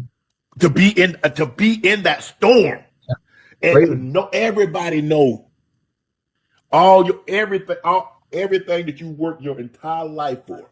Mm-hmm. You feel it like it's crumbling right before your eyes. Gone. Yeah. And the only people that's gonna be there, it's gonna be a select few. It's gonna be a select few. That's the hardest part. I mean, everybody. Look, it's kind of it. Look, and I understand the situation, but if you're married and you engage in an inappropriate relationship, Why would you do that? You married. And see, everybody always say, well, why would you do that? Why would you do that? Well, if you thought you was going to get caught, if you thought something was going to go wrong, you wouldn't do it. Right. The same reason you speed. If you thought you was going to get caught, you think you would speed? No. Unless you're a kleptomaniac, you're not going to steal. You know, klepto just can't happen. But some people don't. You don't shoplift. You don't steal stuff if you think you'll get caught. Here, I'll say this. Uncle Shay Shay trying to move the goal line. All right. He try to say, well, you married. I'm Uncle Shay Shay. I'm not married. But you in the same you in more hot water than him. You had to pay more, I would say, as far as money. Uncle Shay Shay said, like, you married. Why would you be doing this and you married? Uncle Shay Shay, you single. How in the hell it happened to you? So I would say nobody's safe, according to what we're seeing. Yeah, I don't like the way you tried to do that. That didn't go over the way you thought. He said, me not so bad. See, I was at least single out here chasing avalanches. Him married, him worse. I can't stand I can't stand this part of social media. Chill, Unc. You should never chimed in on this, but I don't know. I guess that's how social media work. Any type of clout is good clout. Yeah, I think both are equally guilty as far as bringing Shannon into this equation. I mean, it's very similar situations. The only thing was that he's single and then he didn't have any protections. He didn't have the chick sign an NDA or anything. So, and with this chick or whatever. So the whole thing about it, I don't feel sorry for any of these men at all. Tighten the F up and figure your situation out and handle your business, because moving around like this and getting with these people, you know, like with the women that will kind of bring you down in your situation, like why even do it? But if you're going to move around like this, hey, be my guest, do it. But at the end of the day, you should have thought about it and you should have did better. And that's just the whole thing. But have at it, you know, or we're staying out of it. I don't know. That's why a lot of people, most robberies happen at when? At night. You got the veil of darkness because I don't want to get caught. I don't want to be seen. The same thing while you creep. Most times, when the creeping take place? At night. Boy, a college professor told me, say the night has 1,000 eyes. And on most nights it has 1,002 because somebody sees you. Oh, yeah, I'm writing that down, boy. That's a good one there, boy. Uncle Shay Shay, stop. You stop it. You're starting to sound like Kundra, where y'all talk about, you said my college professor told you something, but yeah, here you are at damn near 60, still doing dumb stuff. So you clearly didn't listen to your college professor. And Kendra does the same stuff, talk about, oh yeah, they told me this back then, but y'all be making the same mistakes in y'all old ages. All right, yeah, my college professor told me, and I've been listening to him. That's why I ain't made no mistakes, because I listened. No, you didn't listen. I don't even know how to say this. I ain't got no malice towards Uncle Shay Shay, but I can't stand some stuff he say, and he think he be being deep. It gets on my nerves. Yeah, because my professor say the night got 1,000 eyes, and sometimes got 1,002 because it's watching you. What? 1,000 eyes in the night ain't enough. Got to have extra 2 pair, huh? Whatever. Go off though, and then Goofy. I would say let's say that's true. You ain't living your life like there's 1,000 eyes watching. Well, I'm saying, so why even say that? Because they can't see you when you're in the mansion. Ebony D. Wicked. What you got, Raquel? That was kind of wicked for him to say. Nothing. It's just, yeah, it's, you know, everybody says one thing and does another these days. You know, people, they say the right things, but they don't live their life by them. You know, it's always like their situation is the most special situation. You know, it was different for me because I thought, you know, everything was going to work out perfectly. Like, no. And when you were promising $25,000 per cheek to the Becky you were laid up with, where were all those eyes? You see how it's different for him? The eyes weren't watching him, you know? You know, Bonquisha, you know, her baby daddy, he was the real loser out of all the losers. You know, that's why it didn't work out for her in her situation. It's the same thing with Shannon Sharpe and this guy here. You know, it's zero accountability. Instead of just saying, you know,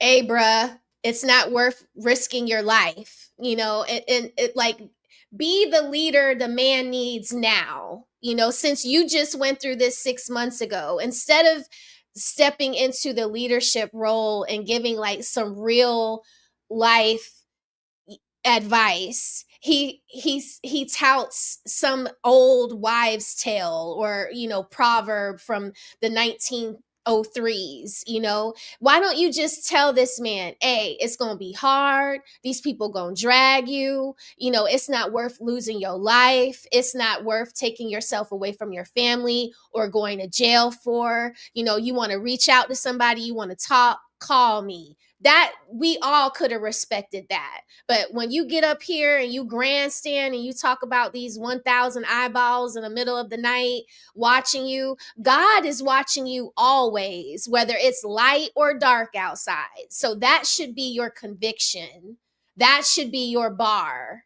Like, so he's the, you know, the wrong person to be sending this message. And Ocho, I wish you would grow the fuck up.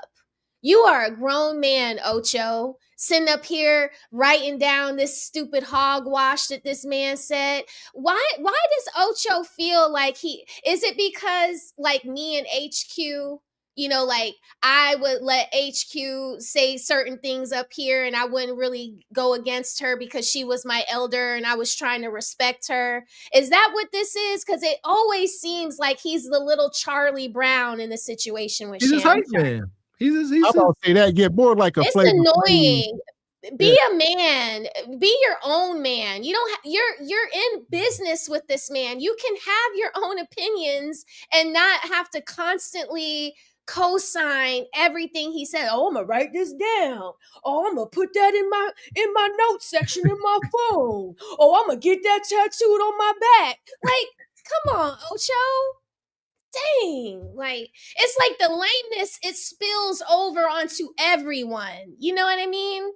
It's annoying. It's annoying. Sorry, y'all. I just had to say that about Ocho. God, Ocho, go ahead to eat that. There you go. Damn. Say the night has 1,000 eyes. Oh, most night it has 1,002 because somebody sees you. I don't know when I'm gonna be able to use that in conversation. And then the other report that came out that he was arrested and things that, you know, the things escalated. Babe, I blew it. I know. But if you keep this just between us, I'll fix it. I'll beat Ohio State. I swear I'll live in that film room till I do. Just don't tell anybody about us. Please. Oh my God. Shout out to Sora. AI is completely undefeated. Babe, I blew it. I know. But if you keep this just between us, I'll fix it. I'll beat Ohio State. I swear I'll live in that film room. So they acting like this her Ring camera. And this is diabolical. Y'all got to be stopped. So this is where Uncle Shay Shay's supposed to step up and be like, I know what they doing to you. I know you about 50-11 memes right now, brother. And right, that's what I'm saying, Mr. Walker. Why not say, hey, bruh, I know they dragging you right now. Reach out to me if you need some kind of crisis management. You already got things to your throat, you know? Like, I'll tell you why.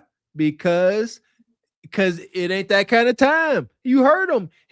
Uncle Shay Shay, like, this is a time to get so much negative light off of me. I was single, him married. He ain't trying to sit here and aid him in this terrible journey he got ahead. He like, no. He gonna sit back and watch it. Like, yeah, look at him. Look at him. He's a cheater. He got to pay. He lost his job. He's worse than me.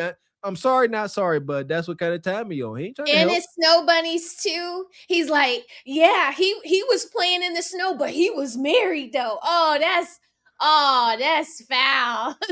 And that's how the internet works. Is this actually does take that light? Now people already halfway forgot about Shay Shay and that madness, but now got another target. Head coach from Michigan, Shay Shay. Old news. Sharon Moore, we own you. Unfortunate. Yeah, or maybe even Shannon's just like, you got to hold your own nuts, because I did. Like, I had to figure this out. Maybe he doesn't want to extend a hand. Everybody doesn't have to reach out and touch you and try to help, like, especially when you're moving around like this. But the Ring camera thing is funny, and this may not be the exact footage, but he went over there tripping like that. So it's unfortunate, but hey, like, you got to figure it out. And I do feel bad about him saying that he wanted to delete himself, but you need to get yourself up out of this situation. You put yourself in it, you got to figure it out. You see that post-glaze clarity, fellas. I guarantee you, the first time, you know what I'm saying, he knocked them tender cheeks. And as soon as it was over, he was like, wow, I'm in it now. It's over. She instantly got that leverage, and you see it. Supposedly, she handed her all the receipts of their Red Roof Inn meetings and all of they, text messages. It's over, man. We got to learn from these examples. We got too many cousins, too many family for that we know kind of fell victim to this, fell victim to coup d'etat. Got to do better. Yeah, I don't think Becky was at the Red Roof, though, Mr. Walker. She was probably at an upgraded hotel, I'm sure of it. But Yeah, they had a designated room. Right. Appreciate you, brother Derek. Says, why limit your options to what?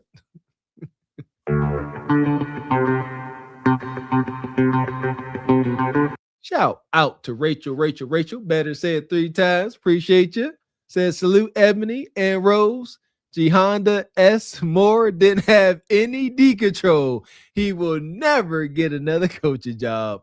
They don't give melanated men grace. Sad P should have been off campus. O'Shea was wrong. Nia Long was not married to Udoka. There we go. Yeah. Oh, Honda S. Moore. That's you, Honda? You got loose meat? And the thing with the Udoka brother, he's actually a good coach. That's another thing. So, got to have some confidence. You know what I mean? That's tough. Appreciate you, Izzy DeVoe. Says, my nephew is on his way to USC next season. This is our biggest concern. We've done everything we can. Gamed him up.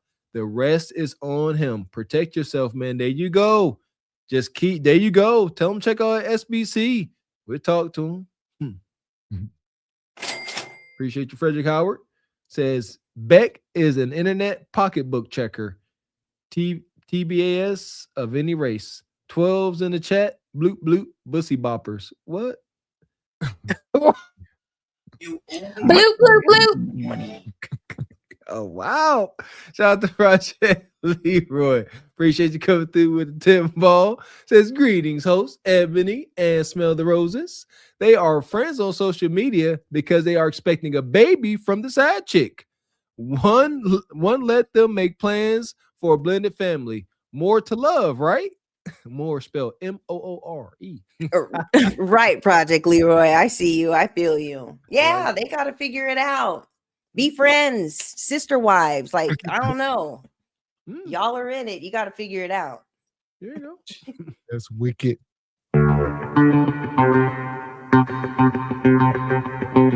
Appreciate your ham dog coming through this evening. Say shout out to the ladies. I'll catch the replay. Appreciate you, man. Yeah! Boom, shakalaka! Appreciate you, Rachel. Says the Scent Parade now is happening with Shannon. I'm glad my Tom Brady has graduated from Michigan a long time ago. Shout out to Rachel. Appreciate you, brother Divine Photos. Says the internet did him dirty, calling it a Netflix special. Fourth and horny, a Coach Moore story. Sweet Jesus in the morning time, not fourth and horny. Okay. Here we go. Hit the like button. That's wild. I know, but if you keep this just between us, I'll fix it. I'll beat Ohio State. I swear I'll live in that film room till I do. Just don't tell anybody about us. Please. You're a dumbass. Oh. Like, you can't be that damn stupid, man. Like, I don't feel sorry for him. You a dummy. You got a wife and you got kids, and you care about messing with somebody else over your family. How dumb can you be? And then you get caught, and you want people to show empathy towards what you got going on. Don't do what you did. Get her pregnant, have an abortion. I'm a double her salary. I I don't have sympathy for dumb shit. Like, you're an adult, and this is what you chose to do. You're not sorry about what happened. You're sorry you got caught. And then now you want to garner sympathy. Oh, I'm going to do this to you, and I'm going to do this to myself. No, you not.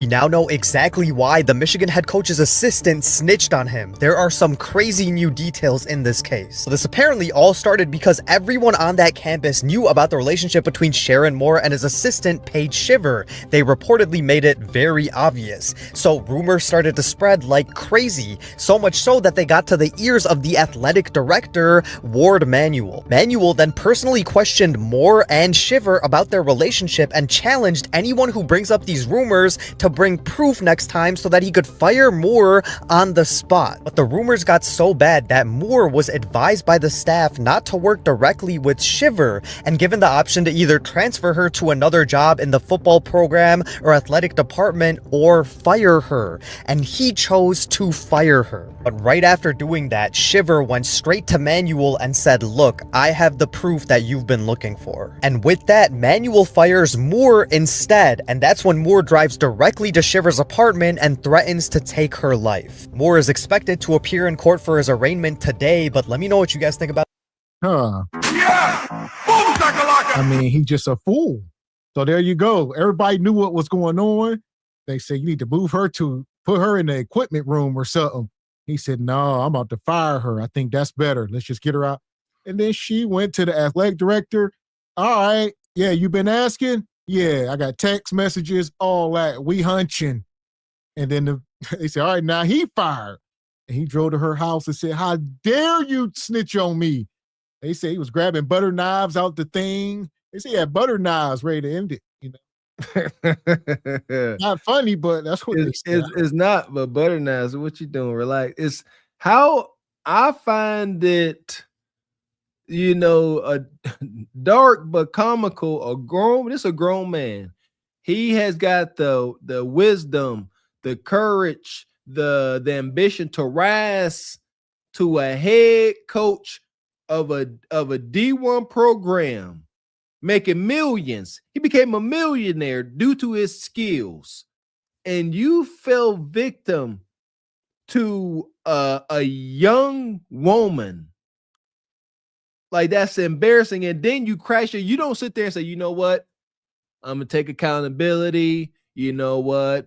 I fell victim to my lower nature. The cheeks was cheeking. You said, nope, I'm going to look for sympathy now. I'm going to claim to hurt myself, hurt the people involved. He could not have handled this any worse. This, and as always, I'll keep you guys updated.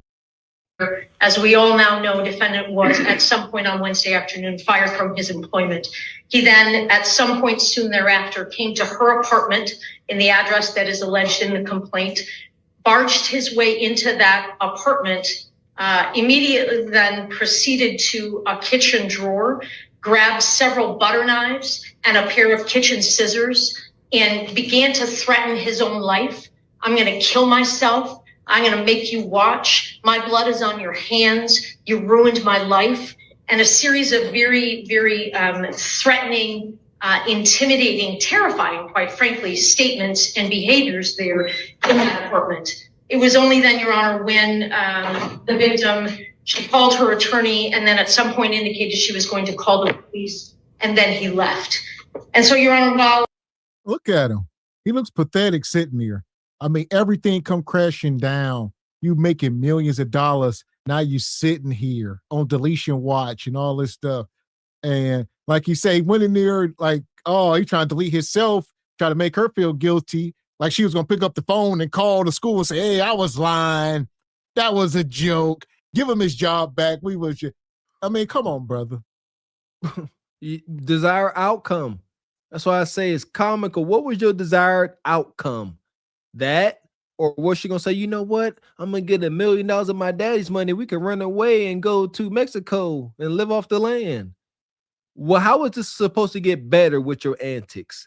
Shout out to Project Leroy. He said this was 2 hours after you got fired. 2 hours. You went from being within 3 hours. You went from being a head coach of Michigan, making millions, family, everything going on, to in the who's cow when it's all gone. You understand the anxiety he got here? He don't know what's going on with his wife. He ain't really got a clue, but he know it ain't good. He don't know, is she going to stay and torture him or divorce him and torture him? It's a toss-up. Yeah, and you guys, like we said, he's crashing all the way out, how he pulled up to the house and he's got butter knives and lemon juice. Like, what was the game plan? There was no game plan. You're just going over there acting a damn fool. Like, that's when I said, like, tighten up. Like, you got to have your stuff together. You got to have your ish in order with your family, with your profession, and all that. You can't be moving around like this. And when you do make it to some of those top spots and whatever, you need to remember that at any time it could all come down. So you need to make sure that you're walking the straight and narrow, especially when you're dealing and with people who are in control of your money, and make sure that you're living right and everything. Kind of like how now Dion doesn't need the money, but Dion knows these people. He knows how they act and knows that everything needs to be tight when dealing with them because he knows how they operate. So move around better, and you can have way better outcomes. But lesson learned, this ain't it, but you got to figure it out. You got to hold your own nuts. Hey, my man showed up like Edward Scissorhands. He said, "You did this to me." Well, I understand that there isn't evidence to suggest that he directly threatened.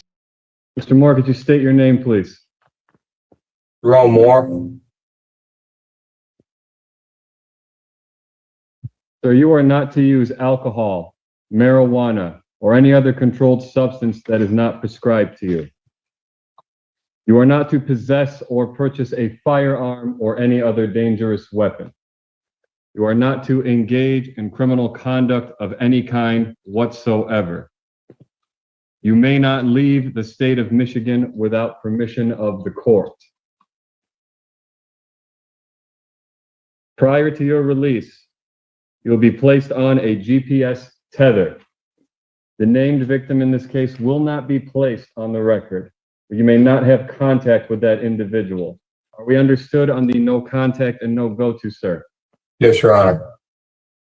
Bond will be set in the amount of $25,000 cash surety, as requested by the prosecution's office. This court does not determine innocence or guilt. This court determines flight risk and community safety. The court finds with these conditions in place, it has been met.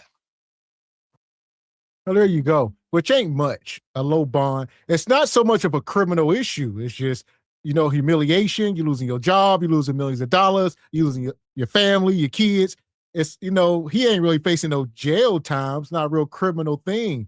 All right, it's $25,000 bond. We're going to let you out. We're going to put you on this monitor, whatever, just so we know you stay away from her. They worry about you doing something, these are your conditions. Can't have a firearm or a knife.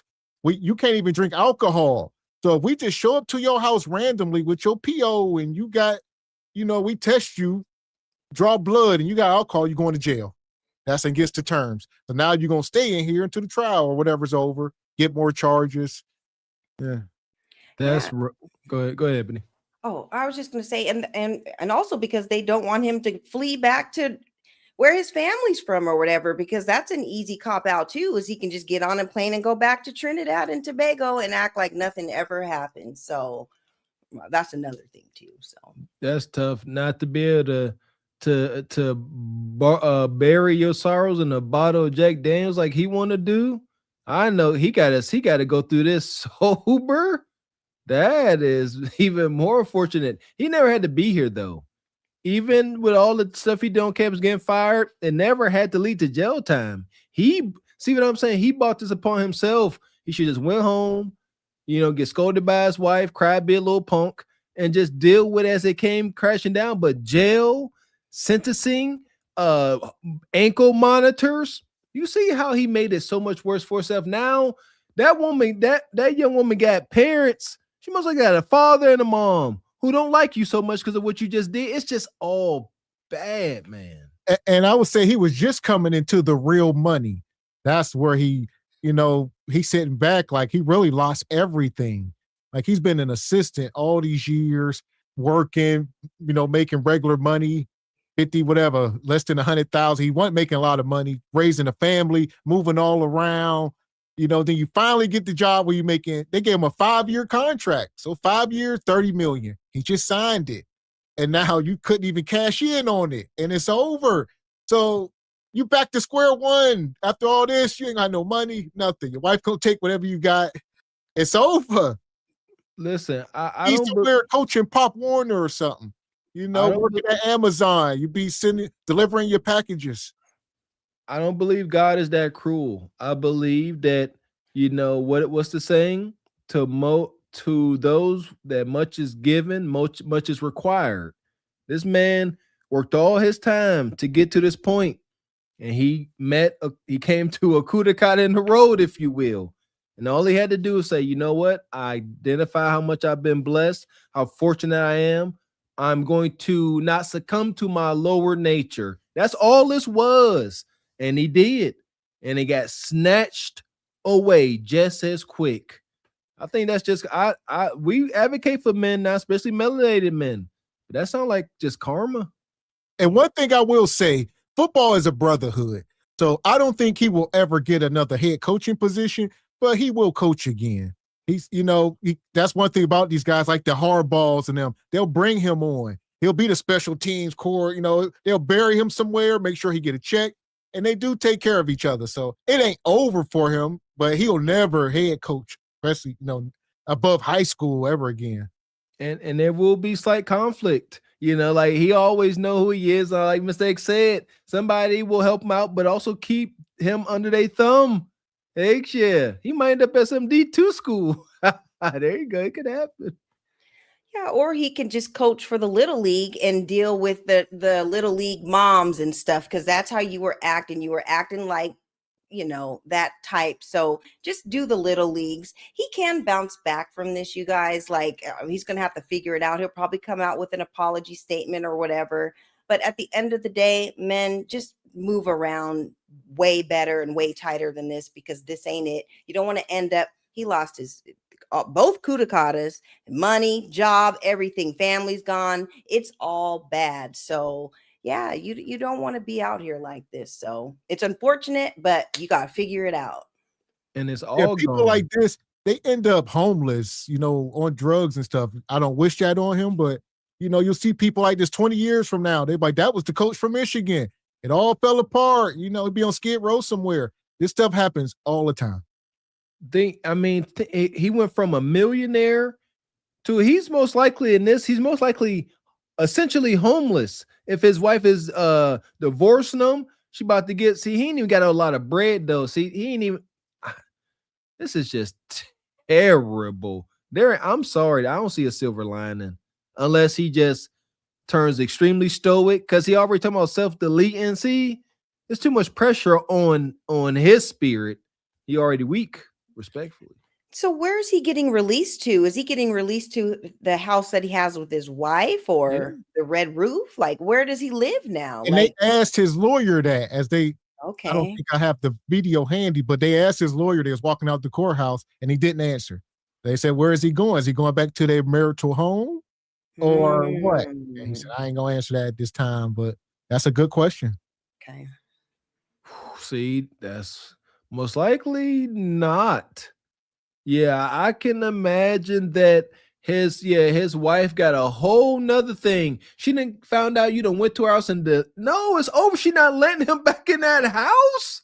And she got the roof. So we think. I don't know. Maybe she true. She knew and don't care. I wouldn't be there. You can come home, because I'm not gonna be there. I'm not gonna be at home. So you should come home. You should come home, because I'm not going to be there, and you should figure out what's going to happen with your stuff in this house. Because it ain't home without you. It's not home without Becky. Well, listen, because that's where you went. That's where you went. So now that you done did that, see, I was cool with it when it was just cheating, and you know what I'm saying. But now you done lost your job. You done went over there. You done said you was gonna kill yourself over this 304. So now I'm not home, and you best believe that I have the best divorce attorney waiting for you on day 3 of your release. I'm gonna wait for you to get your head together, for you to talk to your attorneys. So still a because you need to chance? handle- You still got feelings? It's a chance. Huh? Only because you're the father of my children, but I'm definitely going to pin your balls to the wall. They will definitely be mine for a little while. Yes. And I was going on to say, whatever house they live in is a house of people that was earning $6 million a year. So right, exactly. And they don't own the property. So that's right. That's why you come on home. You come on home to your $6 million mortgage, because by the time this is all sold up, this house is going to be sold and I will be walking away with the lion's share. That is for a fact gonna be true. I have 3 children by your sorry ass. You done embarrassed me all through this country. Now I can't even go to the grocery store with my children because you got me plastered all over the place next to you and Becky with the bust down yaki weave. You know, so this is embarrassing. You're killing yourself for this girl. And we have 3 children. I'm not going to be at home. So you come home because you got a lot of things to sort out. And I shouldn't be nowhere around you because if I am, one of us might not likely be here tomorrow. That's what type of time I'm on. Like, for real. You have embarrassed me. There is no coming. It's not just me, y'all. Like, it's the kids. It's the kids' teachers. It's my father.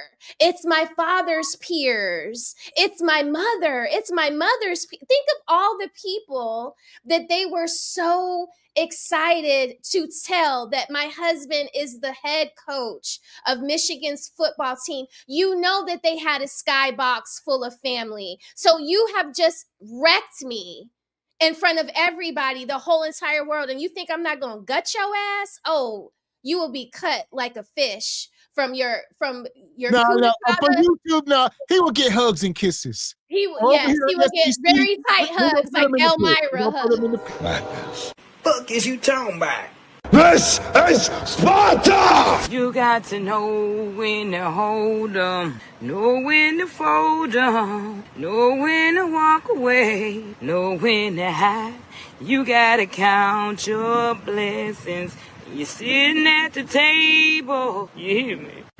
Ooh, child, things will get brighter. So here's what I'll say. Very teachable moment for all of us. I don't think domestic violence ever needs to come into the room. I don't care what a man or a woman's done. So man does not need to be poked. We don't condone that at all. Yeah, I think we all need to bringing knives into the situation. Well, listen, I think we all need to just be adults and go on. We cannot even, over here on our channel, we can't preach that at all. So I think we need to be adults and go our separate ways. No, we don't condone men hitting women. Definitely not women, do anything to men. So yeah, that just can't be a option for any of us. There you go. Right. But nonetheless, here we are. I'm just like, okay. Appreciate your Uncle Julius coming through like you do. Says, Mr. Walker, I were athletes, and he'll agree. Dudes that are not used to meeting certain ladies will risk it all as soon as they get attention. Yeah. And the more successful they get, the further they'll go back in the past. Yes, sir. That's unfortunate. It just is what it is. That part. Huh? Yeah! Appreciate you, Nice. Says mental capacity of a 2-year-old. Yeah. So like I said, it was a lot. Nonetheless, he deserved a lot of things, go to court, lose stuff, lose a lot of his assets, but not his life. I think we got to, Right. all life is precious. Shout out to Walking Dead. But nonetheless, we here. Now we get to the meat of it. We talking about toxic loving, where we at. The dating market is pure dysfunction and chaos. And now we going over, we got some Kundra madness. They all know it's getting crazy if we got some Kundra madness. Not going to pay you guys any attention. We're going to stop platforming, y'all. We're going to see more Kundras. We're just going to see more. They're like the freaking Gizmo or the Gremlins. You know, you keep throwing water and it's like 20 more of them are popping up. Like, so if y'all don't stop throwing the water in their direction, if you want better, you know, cuter gremlins, then you're going to have to put your attention over there where you want to see more of that thing going on. So if you stop contributing to OnlyFans, maybe it'll stop making these women think that they can just commodify their sex, their feet, their boobies, their, you know, whatever y'all get obsessed with. I really think it's going to be either y'all do it because their mothers and their fathers aren't doing it. So, and if y'all don't do it, then it's going to be a whole bunch of people in life getting sent to Glazed Galaxy and down to the freaking pit. So we're just going to have to keep kicking their ass down to the pit or sending them to Glazed Galaxy, but they can't stay with us. They can't. Yeah, I think this generation is cooked, but then, you know, who's raising the next generation? This generation. So that lies the problem. So, you know, we can't say, oh, it's the kids or the next, you know, the youth. Maybe they ain't born yet, but who's going to raise them? So I think it's a never ending problem because the people that's raising them will always be in charge of the kids. And we saying, but we can't do nothing with these adults. They raising the baby. So something got to shake. Yeah.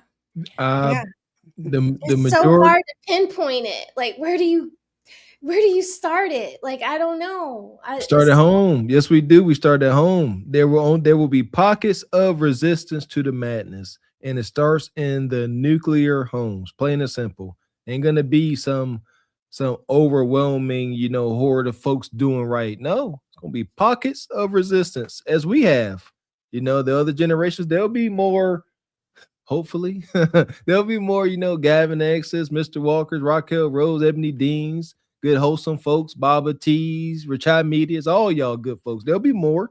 You know, we just gotta keep doing our part. It's not, shout out to my father-in-law. It's not a sprint. As much as we want this thing to be, you know, done and over with or come to a conclusion soon, it's not. It's a marathon. It's drawn out. Got to keep passing the baton till we get to the finish line.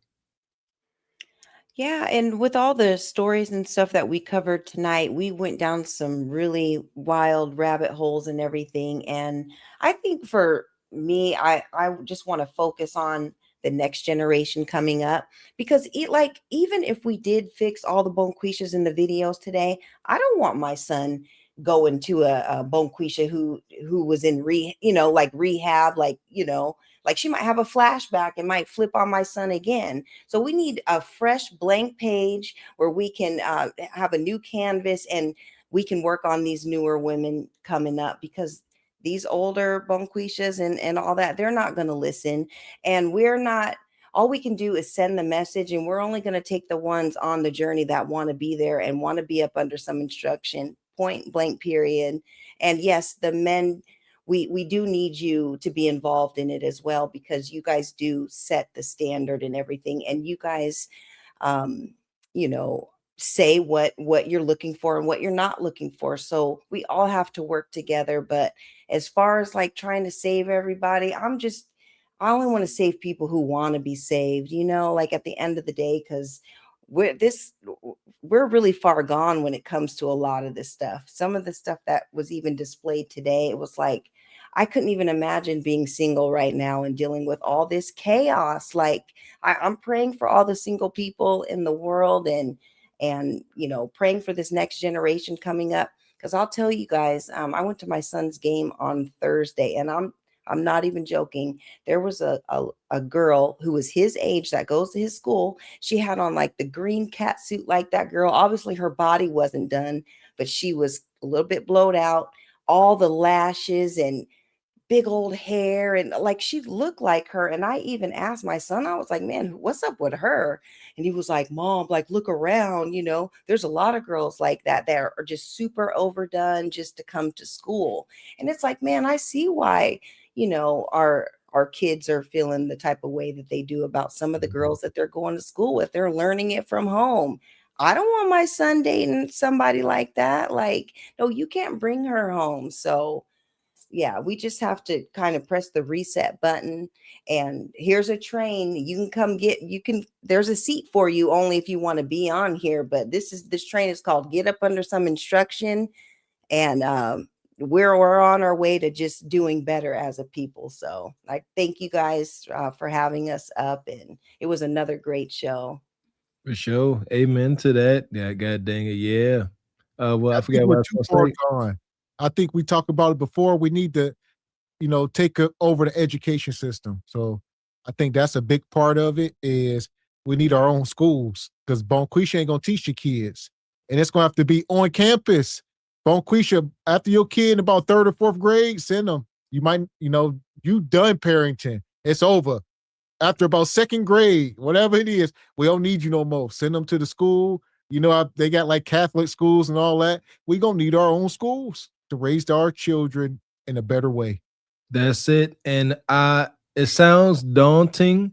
However, I think it's going to be easier said, easier done than we believe. Shoot, it's my understanding today's teachers don't even have to be certified. Like, they taking folks off the streets. You get a little curriculum. I don't know who was telling me, if it's you, Ebony, or Raquel Rose, you did homeschooling for a while. And it's not as many hours. It ain't 8 hours to homeschool your kid.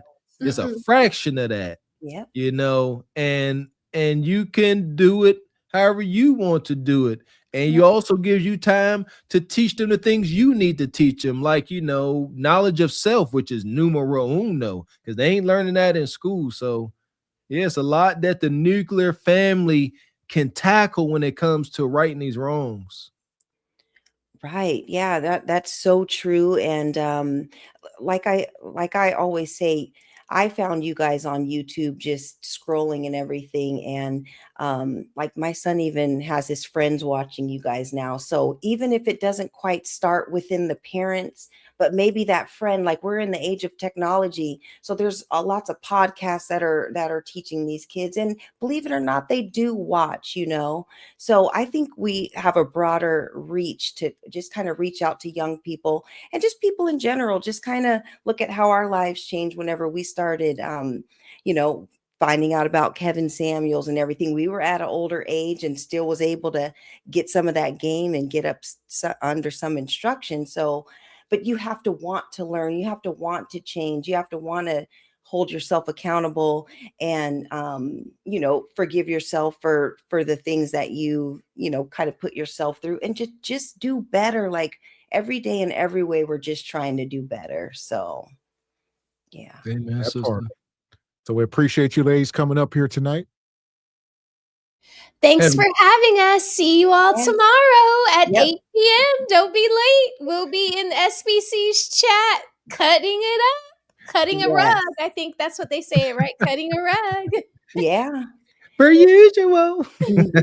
Good night. See y'all tomorrow. Yeah, good night. And Mr. Walker, check your email because I sent you something about the Tut language. So check it out. There we go. Awesome. Appreciate you. Yeah. Okay. Also, bye, guys. Appreciate you. Make sure y'all go over and subscribe to Raquel's channel. I just dropped her link in the chat there. So that's her link. Make sure y'all go subscribe. Like I said, crazy show tonight. This is on the Cart Before the Horse channel. If you want to catch the replay, the full replay, you got to be part of the Patreon. So go sign up today. Where we at here? Y'all know we'll be back up here tomorrow. Like Ebony just said, this was a crazy show. There you go, man. Shout out to everybody coming through, supporting the channel. As Mr. X said, yeah, shout out to the replay gang. Some things over here that's up for replay will only be on the Patreon. Exclusive content you can't catch over here. Make sure you sign up today. Appreciate your brother Derek, one of tonight's sponsors. Says, Ebony, tell him you too puffy. Can you give me some hints? That part. So shout out to everybody coming through tonight. Shout out to all the sponsors, brother Derek. Shout out to Divine Photos, Ashy Foots, brother Stu Pease. Shout out to who we got, Uncle Tall. Shout out to Sister Michelle in the Cash App. Shout out to Rachel, brother Ham Dog, Project Leroy. Who else we got? Mailbox Sports, happy birthday, brother. Shout out to Triple X. Shout out to brother Derek, one of the show sponsors. 3 a.m. Thought Club, Richard Media. Man, y'all came through support tonight. We appreciate y'all. And last but not least, all the people gifted memberships and the Squeegee Kids. Yeah! Boom, shakalaka! Appreciate you, Jive Chickens, coming through like y'all do. -10. Be careful out there, Squeeze. You don't get frostbite. Appreciate y'all coming through, supporting y'all interest, supporting y'all channel, supporting beautiful black media. Please continue to do so. Hitting that super chat, hitting that cash app as y'all do. We can't thank you guys enough. Make sure y'all, Jive Chickens, hit the like button and make sure you are subscribed to all three of our channels. And make sure you join the Patreon. Thank you, and a thank you. That part. Shout out to brother Oz Place. Yes, it is free to sign up. Yes. There you go. So go over, click the link, go over and sign up today. It's free. Or you can support and pay a nominal fee. However you choose. We'll take it however we can get it. So we appreciate y'all. Like I said, we'll be back up here tomorrow night at 8 p.m. Eastern Standard over on the Single by Choice channel. Until then, I'm Gavin X. I am Mr. Walker. And we are Carpet for the Horse Productions. A good evening.